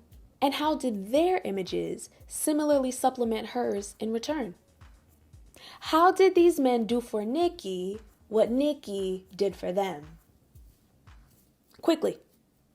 I remember that story Nicki told years ago about how Lil Wayne tried to kick her out of Young Money. All because she left tour one night to do a show that she had booked. Because you know, Nicki always had her own motion, whether she had a gang of niggas behind her or not. Now, I don't know if it was the green or maybe it was the lean that had Lil Weezy F Baby's head gone. But Young Money would have been nothing without Nicki Minaj. She gave that group so much character, so much dimension, and had to do so with the near impossible task of growing her own success, but containing it enough that it didn't intimidate them, that it didn't outshine them. Because that's how it goes in these dynamics with these men. Loyalty don't just mean I love you and I'm going to consistently show up for you and support you. When you're a woman in a field run by men, loyalty must also mean I vow to contain myself. I vow to let you publicly lust after me and my body without making everyone else feel the discomfort that I do.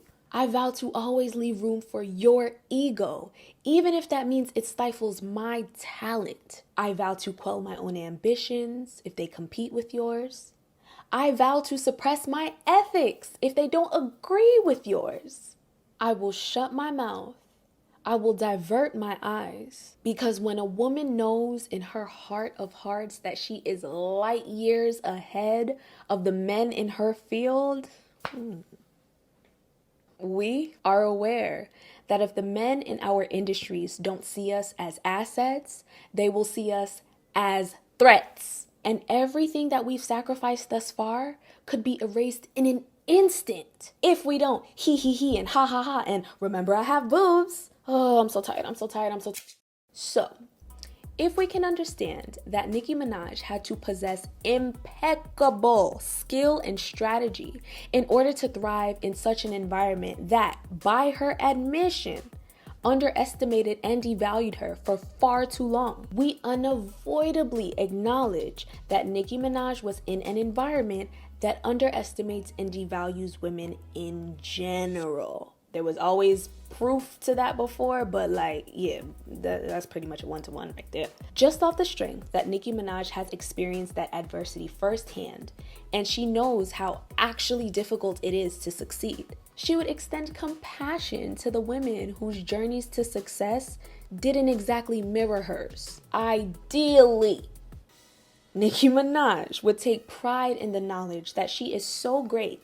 Not only was female rap revived through her, but it will never die again because of her. But I don't think Nicki sees it that way. I think she sees it as she's the chosen one. That change doesn't need to happen within this male-dominated culture, this violent woman-hating culture, but instead, change needs to happen within the individual women who haven't put in what she has put in to make it work.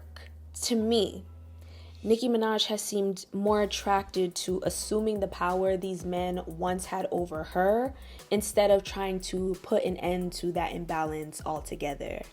You see, the same male-centric egotism that rose her to the top is now what is facilitating her fall from grace, and she is losing her mind behind it. Throughout nearly the entirety of Nicki's time in the public eye, she has submitted her name, her fame, her likeness as collateral in this investment of making the men around her look better than they ever were. And now that the outcome of those investments have left her at a social and ethical deficit, a net negative for real, she's losing her mind.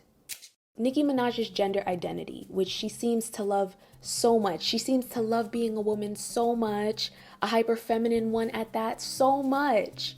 That is the main thing standing in the way of her being evil in peace. It's just the fact that she's a woman. And so she has created her own world where she still gets to do it anyway, right? So she turns her camps and her inner circles and environments where she takes an authoritative role and she turns it into like a Dolly-themed dictatorship. And this is all according to everyone from bystanders to ex-friends to industry insiders to, oh goodness, ex-employees to stylists. Like, they all ring in the same tune. Nicki Minaj is a little tyrant.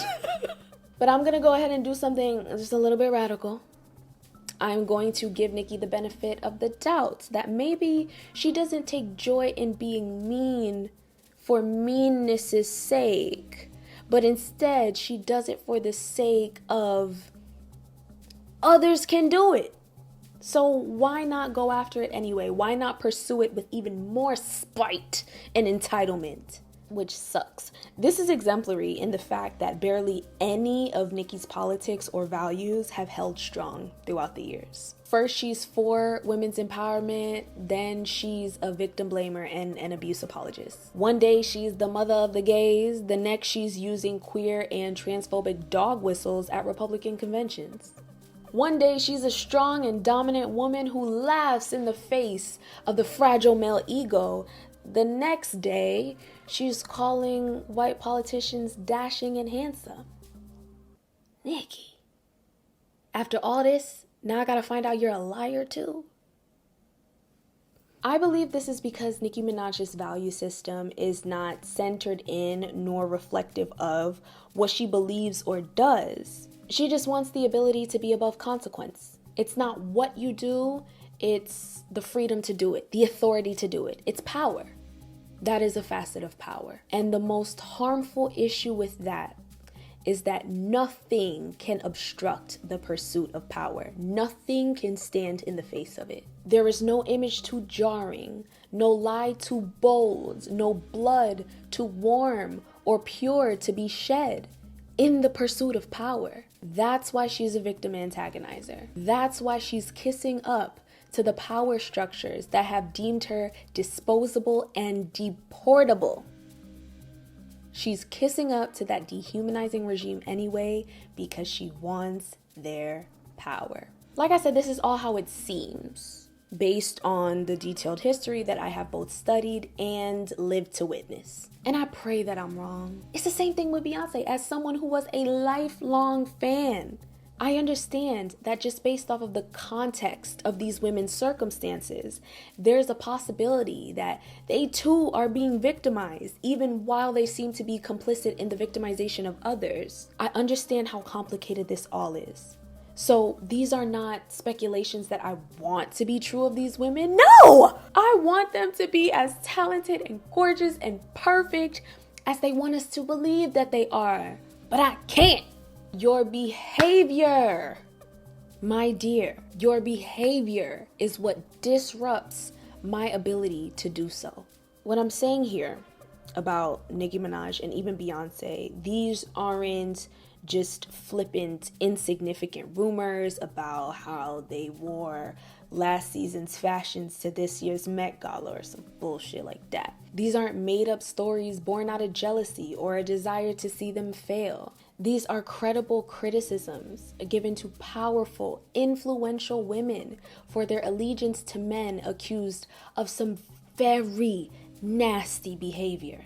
And the behavior of these women in the public eye alone, the networks of these women in the public eye alone, lead far too many people to believe that they are aligned with and sustain some of the most horrific systems that terrorize society. And if that's not what it actually is, oh my gosh, if critics like myself are wrong and are just chatting shit, use your mouth and object it.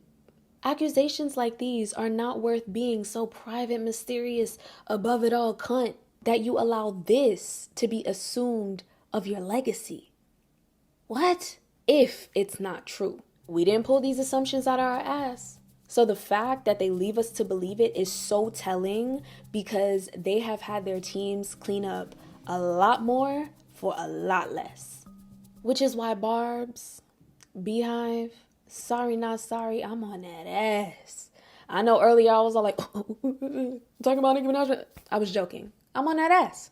And I'm not letting up because we have given these people, honestly, celebrities in general, too much of our love, support, and our attention, which they then grew into world building well for them to repay us with this. The fuck is this? And I'm saying all this because, you know, I gotta get back on track. I'm saying all of this meaning this video in totality, not to dunk on any celebrity, not so that years down the line when the truth comes to the light, because I'm sure it will, I can say I told you so, though I probably will. But because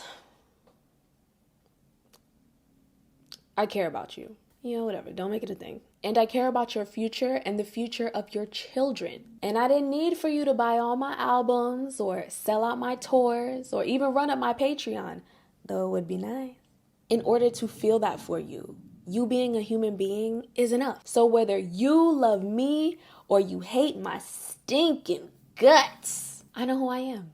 I have long settled that within me, but I will speak. Because unlike these celebrities who live and die by codes of silence, secrecy, and shame, truth is not my enemy nor my ailment. It is the only liberator I know.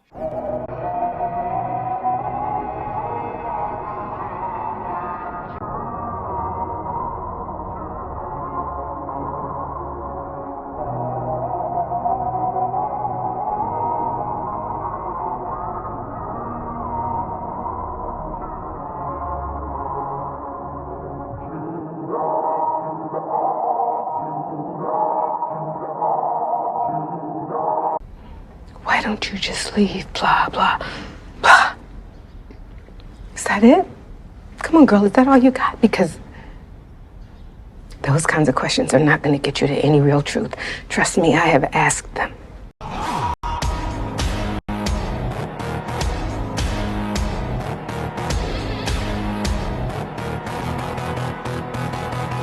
In December of 2023, after months of media buzz, a jury found Jonathan Majors guilty of assault and harassment of his ex-girlfriend, Grace Jabari.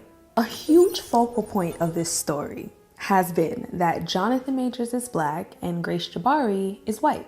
That controversy was only extended when two more, presumably, white women, Emma Duncan and Maura Hooper, came forward to also accuse Majors of abuse when they were with him. I think it is equally connected and calculated that in the thick of Jonathan Majors being positioned as this big Black savage, especially in contrast to these delicate white women, Majors has seemingly turned to Black women, particularly those with a familial impression, to try and sanitize his image.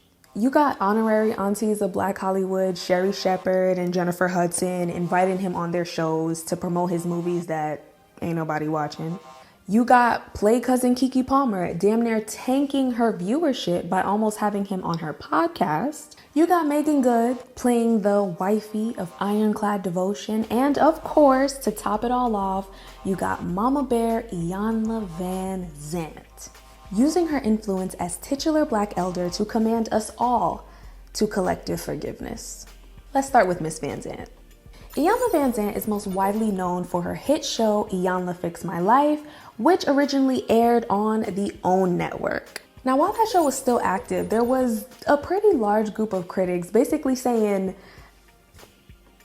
now I know y'all not falling for this. So here you have this woman encouraging people to lay their dirty, and I mean dirty, skid mark stained laundry bare to the world in exchange for Iyanla's expertise to fix it. Yet, while Iyanla Vanzant, you know, she has her law degree, she's a best-selling author, she's a renowned speaker, that doesn't change the fact that for the type of work that Miss Vanzant is doing, you know, trying to transform people's intimate lives, delivering psychological and even spiritual prognoses that are meant to affect not just the people on the show, but the millions of people watching, that's just too delicate of a task to be reproduced for entertainment value if you're doing it in good faith.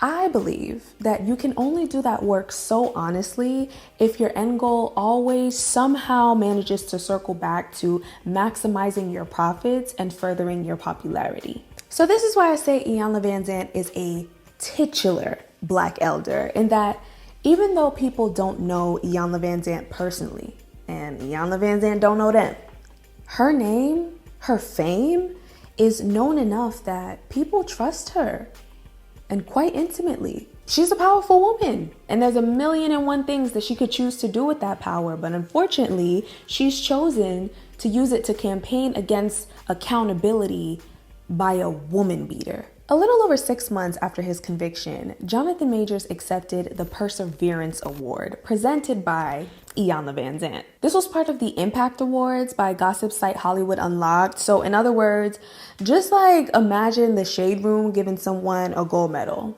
That's the kind of significance we're working with here. Therefore, since the award itself lacked true significance, it was crucial that the message of this moment was carried by the performance of it all. So again, after his conviction, Iyanla Vanzant presented Jonathan Majors with the Perseverance Award and then proceeded to let him sob in her bosom. And as he did, she rubbed his head ever so gently, yet intentionally, almost as if it was some sort of symbolic baptism meant to wash away his woes and cleanse him of his sins. I'm telling you, every damn day is a Tyler Perry play with y'all, I swear for goodness.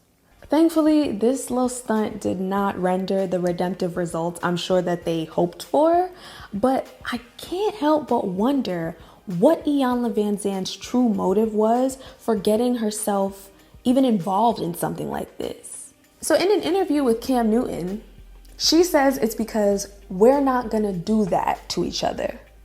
And to that I say, we who?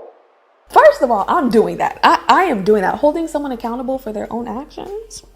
Withholding any possibility of redemption until they have taken full responsibility and have devoted themselves to the restoration and future prevention of the harm they enacted. Yeah, you can count on me. I'm doing that. Furthermore, on the topic of we, oh, you speak French now. Assault was a choice that Jonathan Majors made for himself, by himself. We didn't do a thing. Far too often, men's wrongdoings are treated as something that should require a communal effort to restore, you know? And some women take on that plight in earnest because they truly know no other way, while some see it as a mildly harmful bargain for personal gain. And unfortunately, I think this is a clear example of that. I think that in the case of Iyanla Vanzant, I truly think that she truly thinks she's a healer. And she possesses this power to heal almost anyone as long as they are willing to trust her. This brings me back to my wariness of her career path's integrity, especially given her inclination to sensationalism. With Jonathan Majors, I believe that Iyanla Vanzant is expecting her powers as a healer will truly revive this man personally, and then eventually his career will follow. And okay, so here's why this is dangerous. If Jonathan Majors can actually go from blacklisted to redeemed, and Iyanla Vanzant's name is attached to it, her reputation of spiritual swindling might just be expunged. Oh my gosh, it's like I can see the trilogy book deal and the TV show revival now. Especially as we are in this age of discovery, yeah? And an age where it seems like every other man in entertainment or like just really huge industries has or is closely connected to a very disturbing allegation of harm. Mark my words, with that, a new market for potential virality is about to emerge, where in the theater of justice, these men will feel the need to share their side of the story or, try to move on from their past. And they'll do so by trying to appeal to us, of course, through digital media. That's the most popular channel these days. But in order to do that, they're going to need a particular type of platform. So they got the plan, but they still need the platform. And I'm not just talking about any old 5 p.m. slot on a major news network. I am talking platforms where the host is already considered a conduit for intimacy, already considered a conduit for rationale, understanding, forgiveness, and family values. Someone like Jennifer Hudson is perfect for that. Someone like Sherry Shepherd, perfect for that. And of course, Iyanla Vanzant. Now, whether my theory is true or not, it was important for me to include this section because we need to understand that women like Iyanla Vanzant stand by abusive men like Jonathan Majors for even less of a reward, and they do it every day. My hope is that we can contend with the examples we see of this in the media to identify how these sort of dynamics appear in everyday non-broadcasted life. Trust me, it brings me absolutely no joy to bring women on the chopping block of this conversation. But if so many women, especially family, mothers, and partners, didn't play such a vital role in sustaining abusive cultures, I wouldn't have to, so let's just continue. The only person who has an even greater commitment to supporting a villainous man, other than his mama, other than the mother figure, is wifey. She's wifey. You might have heard about me. I'm a wifey. You think you're the shit? Well, I'm the big shit. Yes, wifey. Behind her villainous man, she is damned to the pits of ride or die hell because she got a bigger something to prove than all of us. Meagan Good.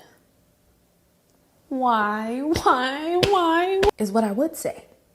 If I truly had to rattle my brain to understand why a woman of such talent, beauty, and tenure would withstand a public lashing like this behind a man who ain't even all that. All right, it's theories galore today, so more theories. I think the reason why Meagan Good is sticking by Jonathan Majors has very little to do with Jonathan and actually more to do with 50 Cent. Now hold on, stay with me. This might be a bumpy ride. Meagan Good is an actress who was actually a bit of a child star. One of her first major roles was in the movie Eve's Bayou when she was 14 years old. And given the subject matter of today, I feel compelled to mention there was absolutely no reason for a graying Samuel L. Jackson to be kissing a 14-year-old Meagan Good on the lips in that one scene. I get that Eve's Bayou tells an uncomfortable and difficult story, but the same way that movies tell stories of injury and death and even birth without the actors actually having to do it, the same principle could have and should have been applied here.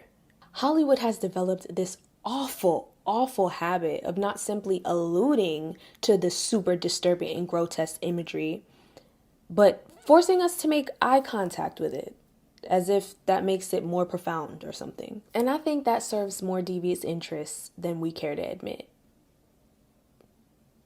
The devious interests are the fact that we live in the image of a post-Weinstein, post-Epstein, post-Polanski media landscape. So many of the trends we see for women and girls in pop culture are of the pedophilic and pain-centric legacy that was left by these men. So when you wonder why at this stage in the human history timeline. We are still struggling to escape from pop stars that look 15 and shows that write characters as teenagers with their titties out.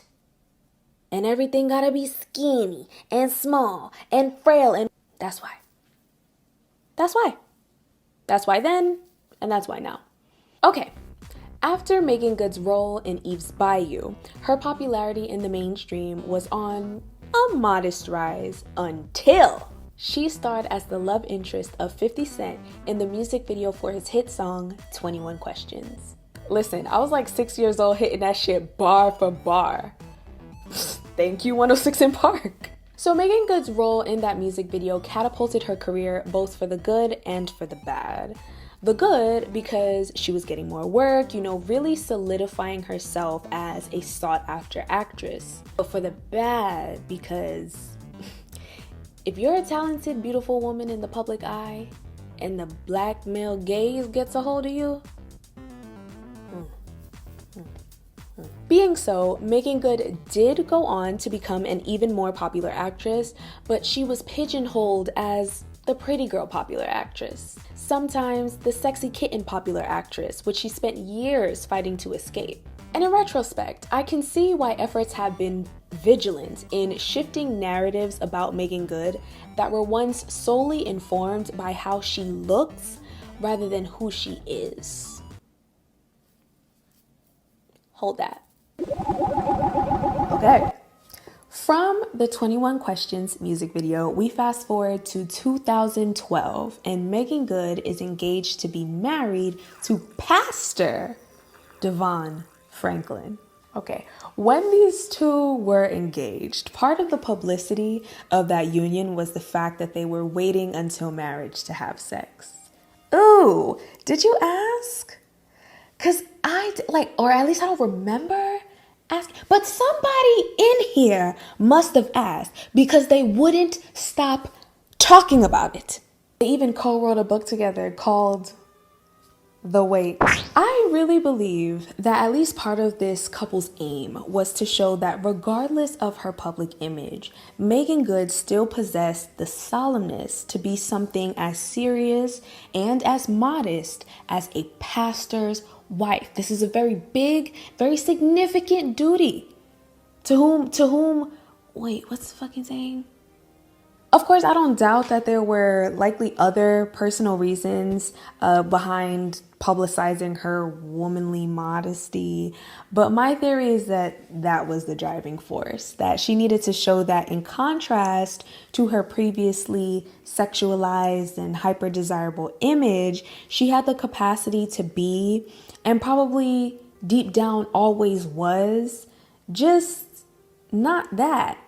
Or like maybe that sometimes, but she needed to shake people out of their fantasy and misled belief that she spent every waking moment existing within the desirability vacuum of a rapper's music video. Anyway, we fast forward to 2022 and Meagan Good and Pastor Franklin divorce. Jump to 2023 and Meagan Good begins publicly dating Jonathan Majors less than 2 months after he was arrested on assault charges, by the way. Now, from the time we first saw Meagan Good and Jonathan Majors together in May of 2023, all the way to present day, she has been present, like publicly present by his side every step of the way, whether it was the courtroom or the shade room. Where you saw him, you almost always saw her. You see, the thing is, Meagan Good is grown. And like all grown women, she's not gonna wait on, nor does she need our permission to love and support whomever she wants. But when you bring fame into the equation, when you bring reputation into the equation, then choices have to be made, meticulously so, strategically so. So her choice to risk disparaging her public image that she has worked literal decades to keep in good standing, a career that she has had to bend and mold and shape and say, it's not this, it's actually that, similar to Miss Van Zandt, it prompts me to wonder what the end goal might be for taking a risk of this magnitude. Let it be a reach if it needs to, but I think Meagan Good is chasing down her autonomy like it owes her money. And when you think about it, the hell it do? Her public sexuality was almost dispossessed, like it almost wasn't her own. And after dealing with that throughout the majority of her career, especially given the public's response to and just overall involvement in her first marriage, I think Meagan Good, for once, just wants to make whatever life decision she wants without paying any mind to how the public is going to feel about it. And, you know, while she may love that man for real, it might actually really be Meagan and Jonathan sitting in a tree, Kissing, sure. I do also think that her choice to partner with a social pariah like Jonathan Majors, and her choosing to go public with that relationship specifically in the thick of his publicized disgrace was, at least in part, to assert her romantic autonomy. And on top of all of that, given her faith as a Christian woman, I can also see why Meagan Good wants to flaunt her undying, merciful loyalty to her man, whether he's right or wrong, because that is the good Christian woman way. Honk for Jesus, save your soul. Did y'all watch that movie? Regina Hall? She did her big one. Her biggest one, actually. We don't talk about that enough. Brilliant performance. Okay, so as one will observe when watching that movie, and as I've observed for myself, like in real life, in the church, one of the most celebrated ways a woman can show her strength and her devotion to God is by showing her devotion to her husband. Even if that man is putting her through the ringer, putting her credibility up for debate, using her likeness, her hard-earned likeness, to remedy his wrongdoing and making her look like a damn fool in the process. She made this shit. She built this shit. And as Regina Hall so beautifully delivered it. Yes, this is mine. This is my church. And that is my husband. And I would sooner kill him than leave him. So you see, the more I break this down, right, the more I look at it from a bird's eye view and I see all of the parties involved, Jonathan Majors, his use of Black women as an image sanitizer, Meagan Good, Iyanla Vanzant, the church, all of these moving parts to redeem one man who was dead ass wrong, mind you. The more I see all of this, the more I realize this ain't real life. No, this is a scheme. A scheme that Todd set up to come to you with the bullshit. A scheme that makes it seem as though when a Black man has to face consequences for his wrongdoing, particularly when that wrongdoing involves the pain of a woman, somehow it always manages to devolve into an obstacle meant for the women in his life to overcome. And if she can't, there are several institutions of power to shame her for it. Societies to ostracize her, communities to isolate her. The case of Jonathan Majors is not a devotion to your deity issue, and it damn sure ain't a general racial suppression issue. It also doesn't help that y'all be calling that man civil rights fine. What do you even mean by that? Now, is there a conversation to be had about how quickly Jonathan Majors' career derailed as compared to non-Black men in the industry who have faced similar allegations? Absolutely. Charlie Sheen, Johnny Depp, Shia LaBeouf, like the list goes on. And space is held for those conversations. Nobody is stopping, or at least I'm not stopping no one from having those conversations and revisiting them as many times as they'd like, revising them, building upon them, because they are important. But that's the beauty of nuance, you see. It goes without saying, but I'm gonna go ahead and say it anyway. I am sure Iyanla Vanzant is a nice lady. Seriously.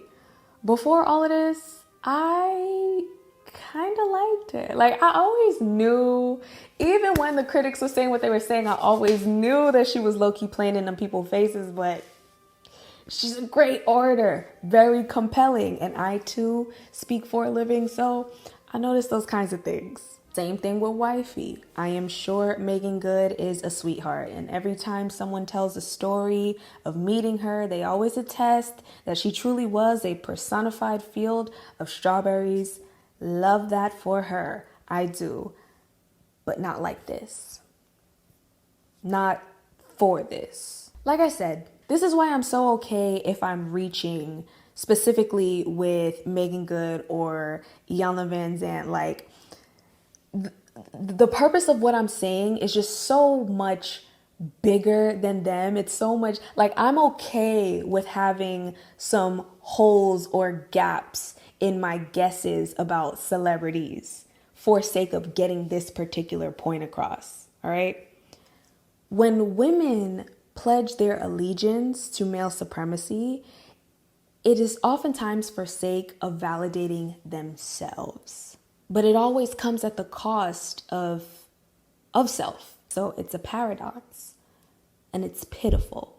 Whether it's Iyanla Vanzant promoting her healing abilities, or it's Meagan Good repossessing her image, or it's Nicki proving her perseverance, or it's Beyoncé actualizing her womanhood. All of these are personal endeavors, but they were bargained through the support of dangerous, unworthy men. You cannot actualize your womanhood through the way the words won't even escape. You cannot actualize yourself in general through a man. And if we want to take it a little further, because I'm that friend who's too woke, you cannot actualize yourself through a man, through a job, through pain, through motherhood. You are you. You are human. You are woman. You are woman. What the fuck are we talking? You are woman. That stands fiercely on its own. You don't need anything else. And if you can't afford yourself that dignity, at least don't be out here fortifying harm for others. My goodness, I cannot believe the girls are out here ruining their whole shit behind men who would faster stomp their names into the ground to make their homeboys chuckle before they would advocate for any of their human rights that didn't prove to be directly advantageous to them. I can't believe it. Women play their role. Women play their role in sustaining predation. And when they make the choice to, sometimes it does come from a sincere belief that that is the best thing that they can do for their lives and for their families. You know, it's completely understandable to possess an instinct to protect those closest to us. But there has to be a line. Remember in the intro when I said that even when not innocent, these men be insulated? Every time we choose to abandon integrity in the name of loyalty, we fortify this abuse culture. We don't just keep it going. We make it stronger, more creative, more flexible. We set the tone for the culture we currently live in and for the culture we will bring the next generation into. It's a hard pill to swallow.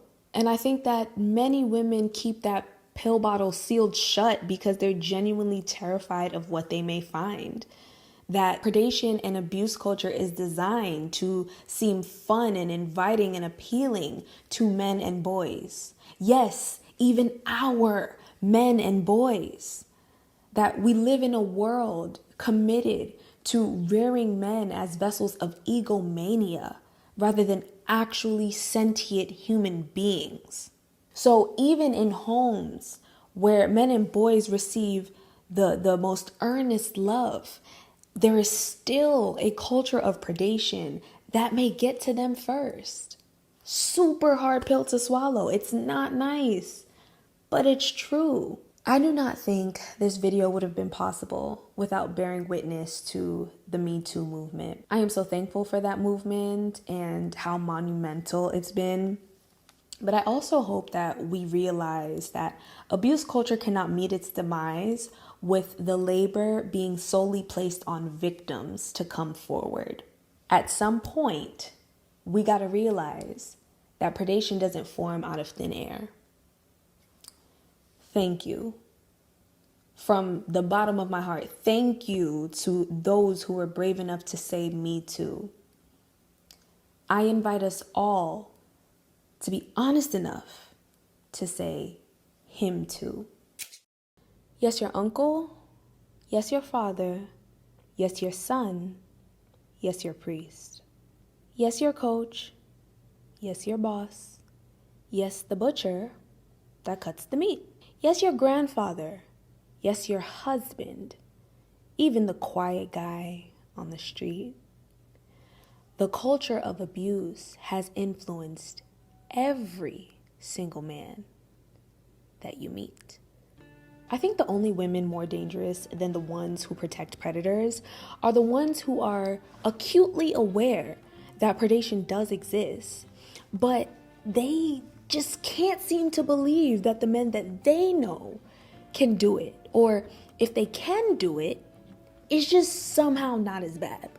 I don't know, maybe they think as women that their personal aversion to violence is enough to make the men in their life completely incapable by proxy, like almost these non-violent rewards points that the men around them inherit by legacy. I don't know. But you know, in discussions like these, I can't help but think about that time on Love and Hip Hop Atlanta in the early seasons when Rashida sat across from K. Michelle, looked her in the face, and told her that maybe the reason her abuser hasn't apologized is because he never actually abused her. Now, K. Michelle was soon after vindicated, but Rashida, last I checked, she is yet to issue a public apology for that moment and for the numerous occasions thereafter that she tried to delegitimize K. Michelle's experience. And Rashida's reason for saying that, you know, aside from the obvious, this victim is too outspoken to have been believed, yeah. Rashida's reason was that her friend was married to K. Michelle's abuser. That's it. What saddens me the most about this is that Rashida is a victim herself. Rashida claims that she met her husband, Kirk, when she was 18 years old. Now, aside from the fact that I don't never be believing that shit, you mean to tell me that the moment it became legal, that's when he met you? Not a second before you turned 18. Matter of fact, he didn't even see you. His eyes didn't even grow in until the clock struck midnight on your 18th birthday, right? Right. Anyway, Rashida says she met her husband Kirk when she was about 18, which means he was pushing 30, somewhere around 30. Like, I can't even confirm that exactly because both of their exact ages have been scrubbed from the internet amidst rumors that he was with her since she was 15. So we fast forward a couple years, and on the same show where Rashida is denouncing K. Michelle's victimhood, she is oblivious to her own. She married this older man who snatched her up when she was a teenager. You know, then he assumed the role of manager of her career. When this couple was introduced on Love and Hip Hop Atlanta, one of the first scenes we saw of them together was when they were in the car and Rashida was singing her song, Man, you know the one.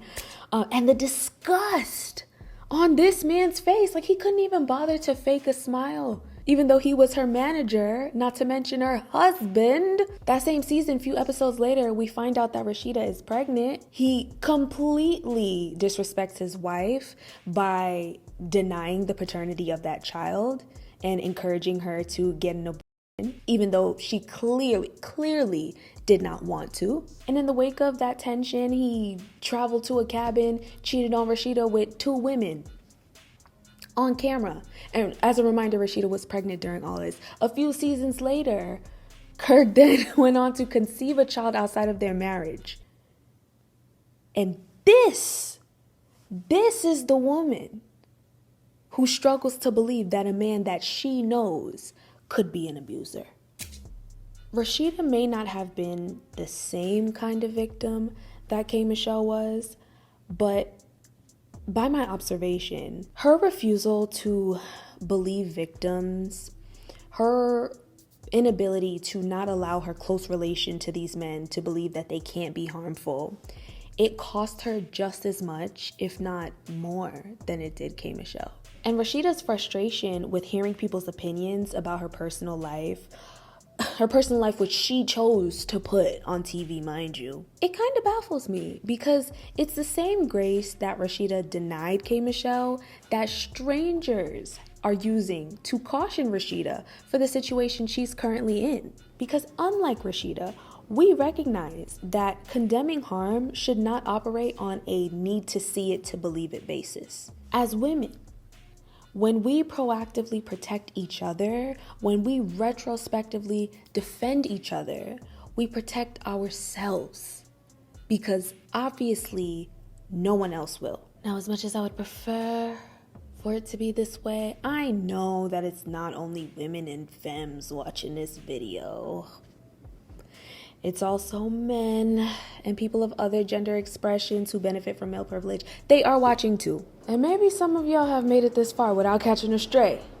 Doubt it, but you know. And also maybe you want to know how you can use your privilege to help eradicate abuse culture. Well, to all 6 of you left, I say the following. First things first, you're not here to subscribe to the fallacy of male heroism. We must start there. You are not here to be the hero. You see, if that was actually a thing, a real effective thing that women could rely on, we wouldn't be having this little chat. Now would we? When you give men the assignment of being a hero, 9 times out of 10, they are just going to take that as an opportunity to repurpose violence. So, I mean, yeah, fuck up that dude who got a little handsy with your sister at a party that one time. I'm not against it. Polish your weaponry on the porch to intimidate your daughter's crush when he comes over to take her on her first date. I can't tell you not to do that. But what good is that if you can't step to your homeboys who view the mere existence of femininity as a solicitation of male sexual attention? What good is that if you can't teach your brother the importance of consent and the disgust of coercion? What good is it if you continue to view predation as this unlucky fact of life rather than a fully preventable issue? And what good is it if you can't honestly examine your profound struggle to untether violence from manhood, and pain from sex, and power from gender? They say to be loved is to feel seen. I can only congratulate your Real Men Protect performance for so long if you refuse to acknowledge the severity of the problem that warranted protection. Are you seeing the women and girls you're protecting as whole people beyond how you've used their relation to you to see them as these precious little beings? Are you seeing the women and girls you're protecting as more than just someone's daughter, someone's mother, someone's sister, but as someone who is worthy of living in a world where her body is not a playground for male ego, and that worthiness is not able to be changed, reversed, or refused based on how she presents or how she behaves, or if she exists in any way that doesn't immediately appeal to your compassion? If you first need to love her, be attracted to her, or pity her before she earns space in your realm of concern, you do not see her as human. Does that sound like any other man I've described today?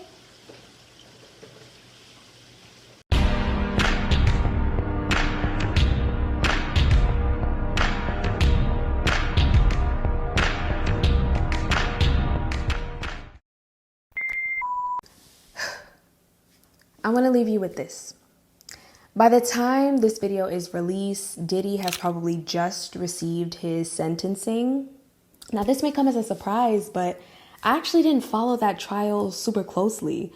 One, because it was happening right as I was putting the finishing touches on this video, so I just did not have the time. And two, because I am not attached to the outcome of that.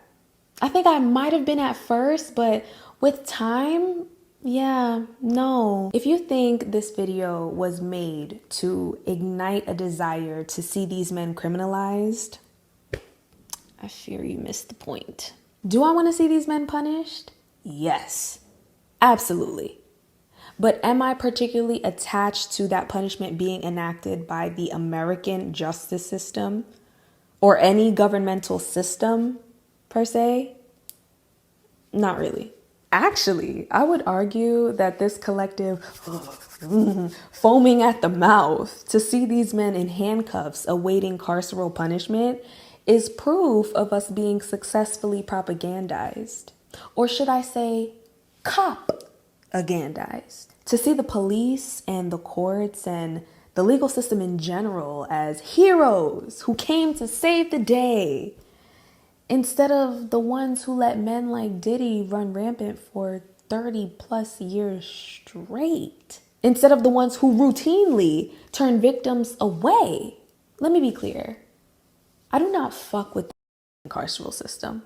But I also recognize that as our society is currently structured, incarceration is one of the only few ways to isolate offenders from the public. So I don't fault any victim who needs to see these men behind bars in order to feel peace.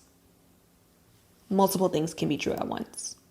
But what I want all of us to remember is, whether the legal system is involved or not, if predators continue to be protected, if they continue to be deified for their fame or moralized for their wealth, if their attractiveness inclines us to apologize for their heinous behavior, if we need the theater of courtroom antics or the dehumanization of the prison system to really care, then that means that we only understand predation as something that someone can be punished for, not as something that's actually wrong.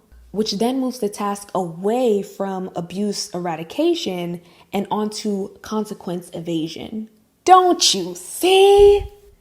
That's the problem. That's the point of this video. It's why victim blaming is second nature. It's what makes us see harm against women as blasé enough for us to overlook if association with a predator can come to our benefit. That's why. Because we don't actually see it as an issue. We just see it as something you can get caught for. We have to be willing to acknowledge that. And then we have to be willing to be bothered enough to challenge that. Do we have time for one more story time? Just one. Trust me, I'm tired too. But I think you're going to want to hear this. So in the book Catch and Kill, a key name that recurs is Ambra Gutierrez. If not for Ambra Gutierrez, Harvey Weinstein might still be roaming the streets. So one of the few reasons that Ambra Gutierrez was able to help facilitate Harvey Weinstein's rightful downfall was because he actually wasn't her first rodeo. When she was 18 years old, she was a model in Italy, and she attended then Prime Minister Silvio Berlusconi's party, and she went public about the awful things she witnessed there. Her career crumbled for that reason, and she was forced to relocate from Italy all the way to the US. So she moved to an entirely different continent. And she was like, okay, I'm going to put this all behind me. I'm going to start fresh. And then it happened again. She was victimized again.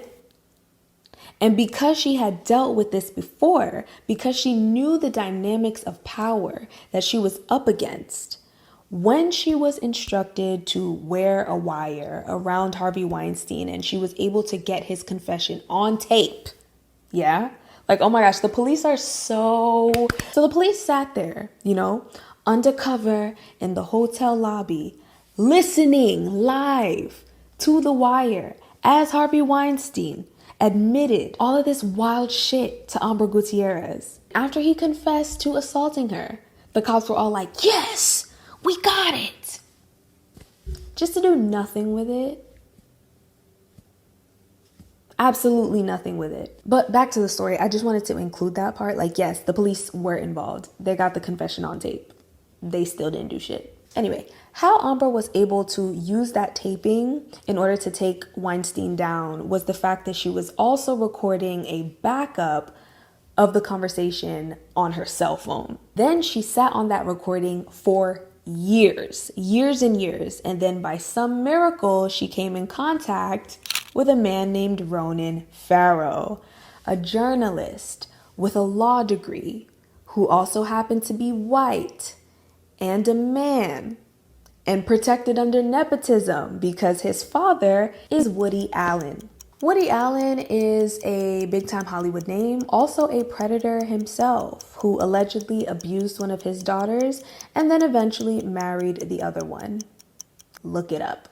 So the circumstances of Ronan Farrow's life not only gave him a deep desire to see predators brought down because, his sister was victimized, but those same circumstances also gave him a layer of privilege and protection as he pursued that mission. As Ronan Farrow chased Weinstein, he took down so many of his colleagues and superiors unintentionally because, as this video taught me firsthand, that's just what happens when you go down the rabbit hole of predation. Even if you only have your sights set on one, you will end up finding way more than you went looking for because predation is a network of many. It's never isolated.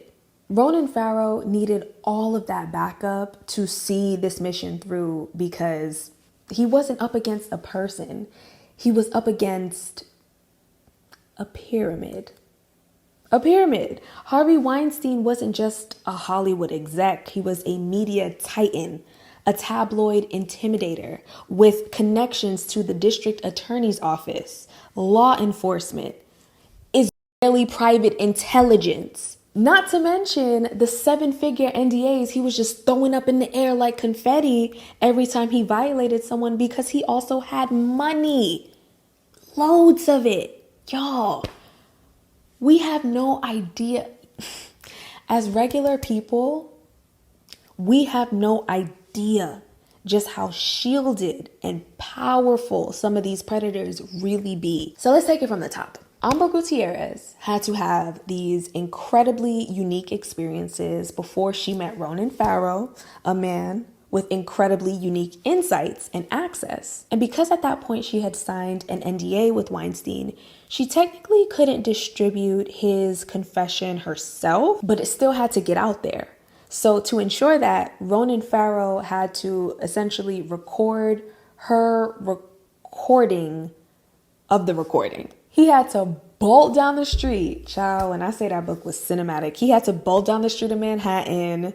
Was it raining? Just know he had to bolt down the street of Manhattan. He went into this random electronics store. He purchased this random speaker to record Amber's recorded recording so that it would technically be legally permissible to be used against Weinstein. The intersection of Ronan Farrow, Amber Gutierrez, dozens of other victims, and in general, just the saga of taking down Harvey Weinstein was one that happened out of pure luck. The most random of cards had to align in order for this to be seen through. So please understand that by the time we get to reading the investigative book or watching the expose documentary or awaiting updates from the RICO trial, in addition to victims having already suffered in ways so diabolically theatric that the media knows it can be repackaged for public consumption, there are so many hurdles still left to jump through just to get these stories told. Imagine the ones that aren't. Not every story of predation has entertainment value. Sometimes it's boring. That doesn't make it any less wrong. As members of society, it soothes our conscience to believe that our role starts and stops at condemning the acts that we see in these productions, that we see on the TV, that we read in the books, etc. I hope this video shows you that we have far bigger roles and responsibilities within this culture. We just have to be bothered enough to move to action. If you're not upset, you're not paying attention. Anything you don't resist, you allow.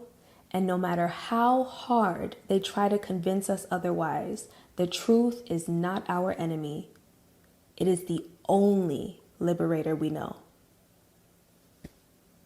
Thank you for watching. Okay, wow. Thank you all so much for watching. If you've made it this far, I'm just gonna go ahead and assume that you fuck with me. You feel comfortable here. I mean, if that's not the case, you're dismissed. Don't be weird, okay? Go hate on me from like Twitter or something, I don't know. But these closing remarks are for the real bitches and the real bitches only. Okay, so I did say that I would talk about where I've been and, you know, why this video took me so long, so here goes. I got a couple notes, I hope I don't miss everything. So for one, this video just took that long. The research was extensive. The revisions to the script to ensure that I was keeping myself somewhat legally safe, like as best as I could, that was a headache.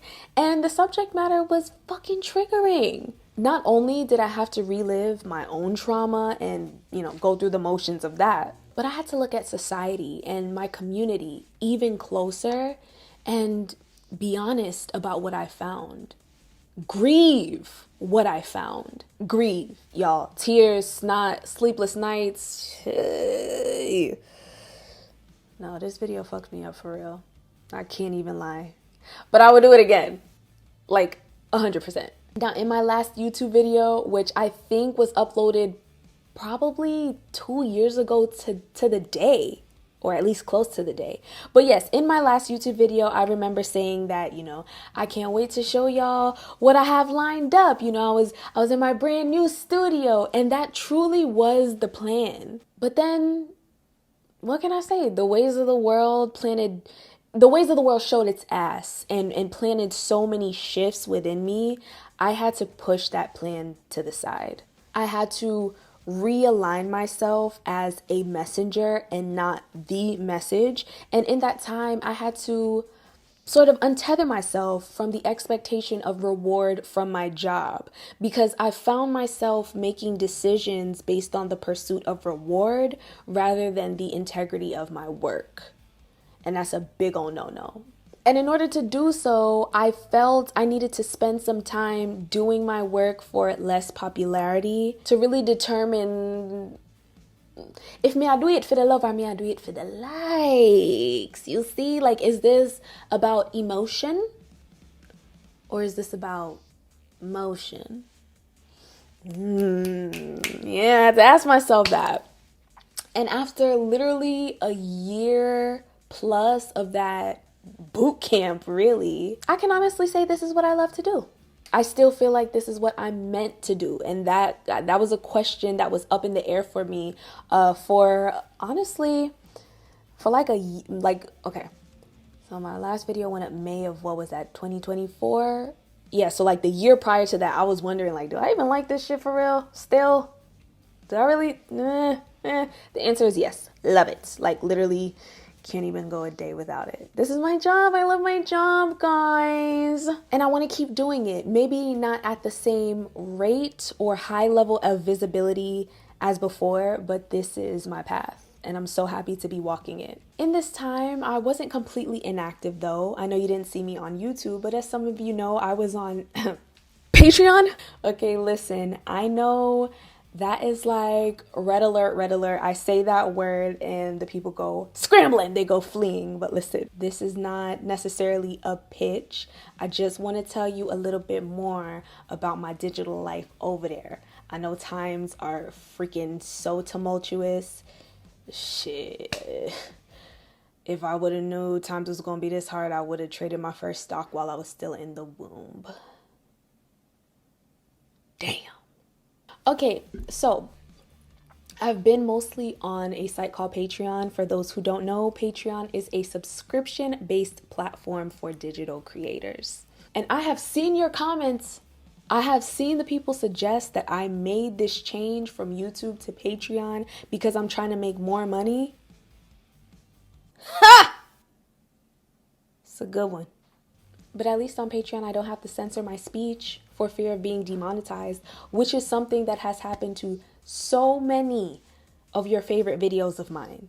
I couldn't even begin to count. And you know, this isn't a unique experience. Do you think it's a coincidence that so many of your favorite Black commentary YouTubers are nowhere to be found on this app lately? It's because they're pushing us out. In this political climate, the algorithm hates us and suppresses us accordingly. So it's become nearly impossible for us to facilitate unfiltered radical conversation and still make a living. And like the making a living part is still important. I would do it for free if I could. Hey, if we could do free housing, universal health care, how about this bitch? I would totally be doing this for free. But we ain't got that, so I can't.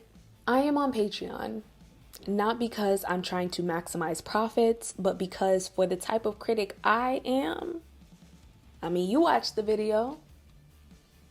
I have to be wherever there is the least restriction on my voice. So I'm over there talking about it all. Politics, society, love, sex, desirability, religion, beans, greens, potatoes. And in addition to an extended version of this very video, of course, I also have a series covering topics and takes that just couldn't make it into this video because I'm already pushing it as is. And in front of the paywall, I do also have an extensive playlist of free videos and posts because I don't want to leave my free members behind. So yeah, it's lit over on patreon.com/tnoir. Hit me up. And finally, to my YouTube audience, as this is our first reunion in a while, I do just want to say I have missed you. And I know how you want me. You want me here once a month for like 40 to 50 minutes at a time, cleverly stating a moderately radical stance. That's how you want me because that's how you found me.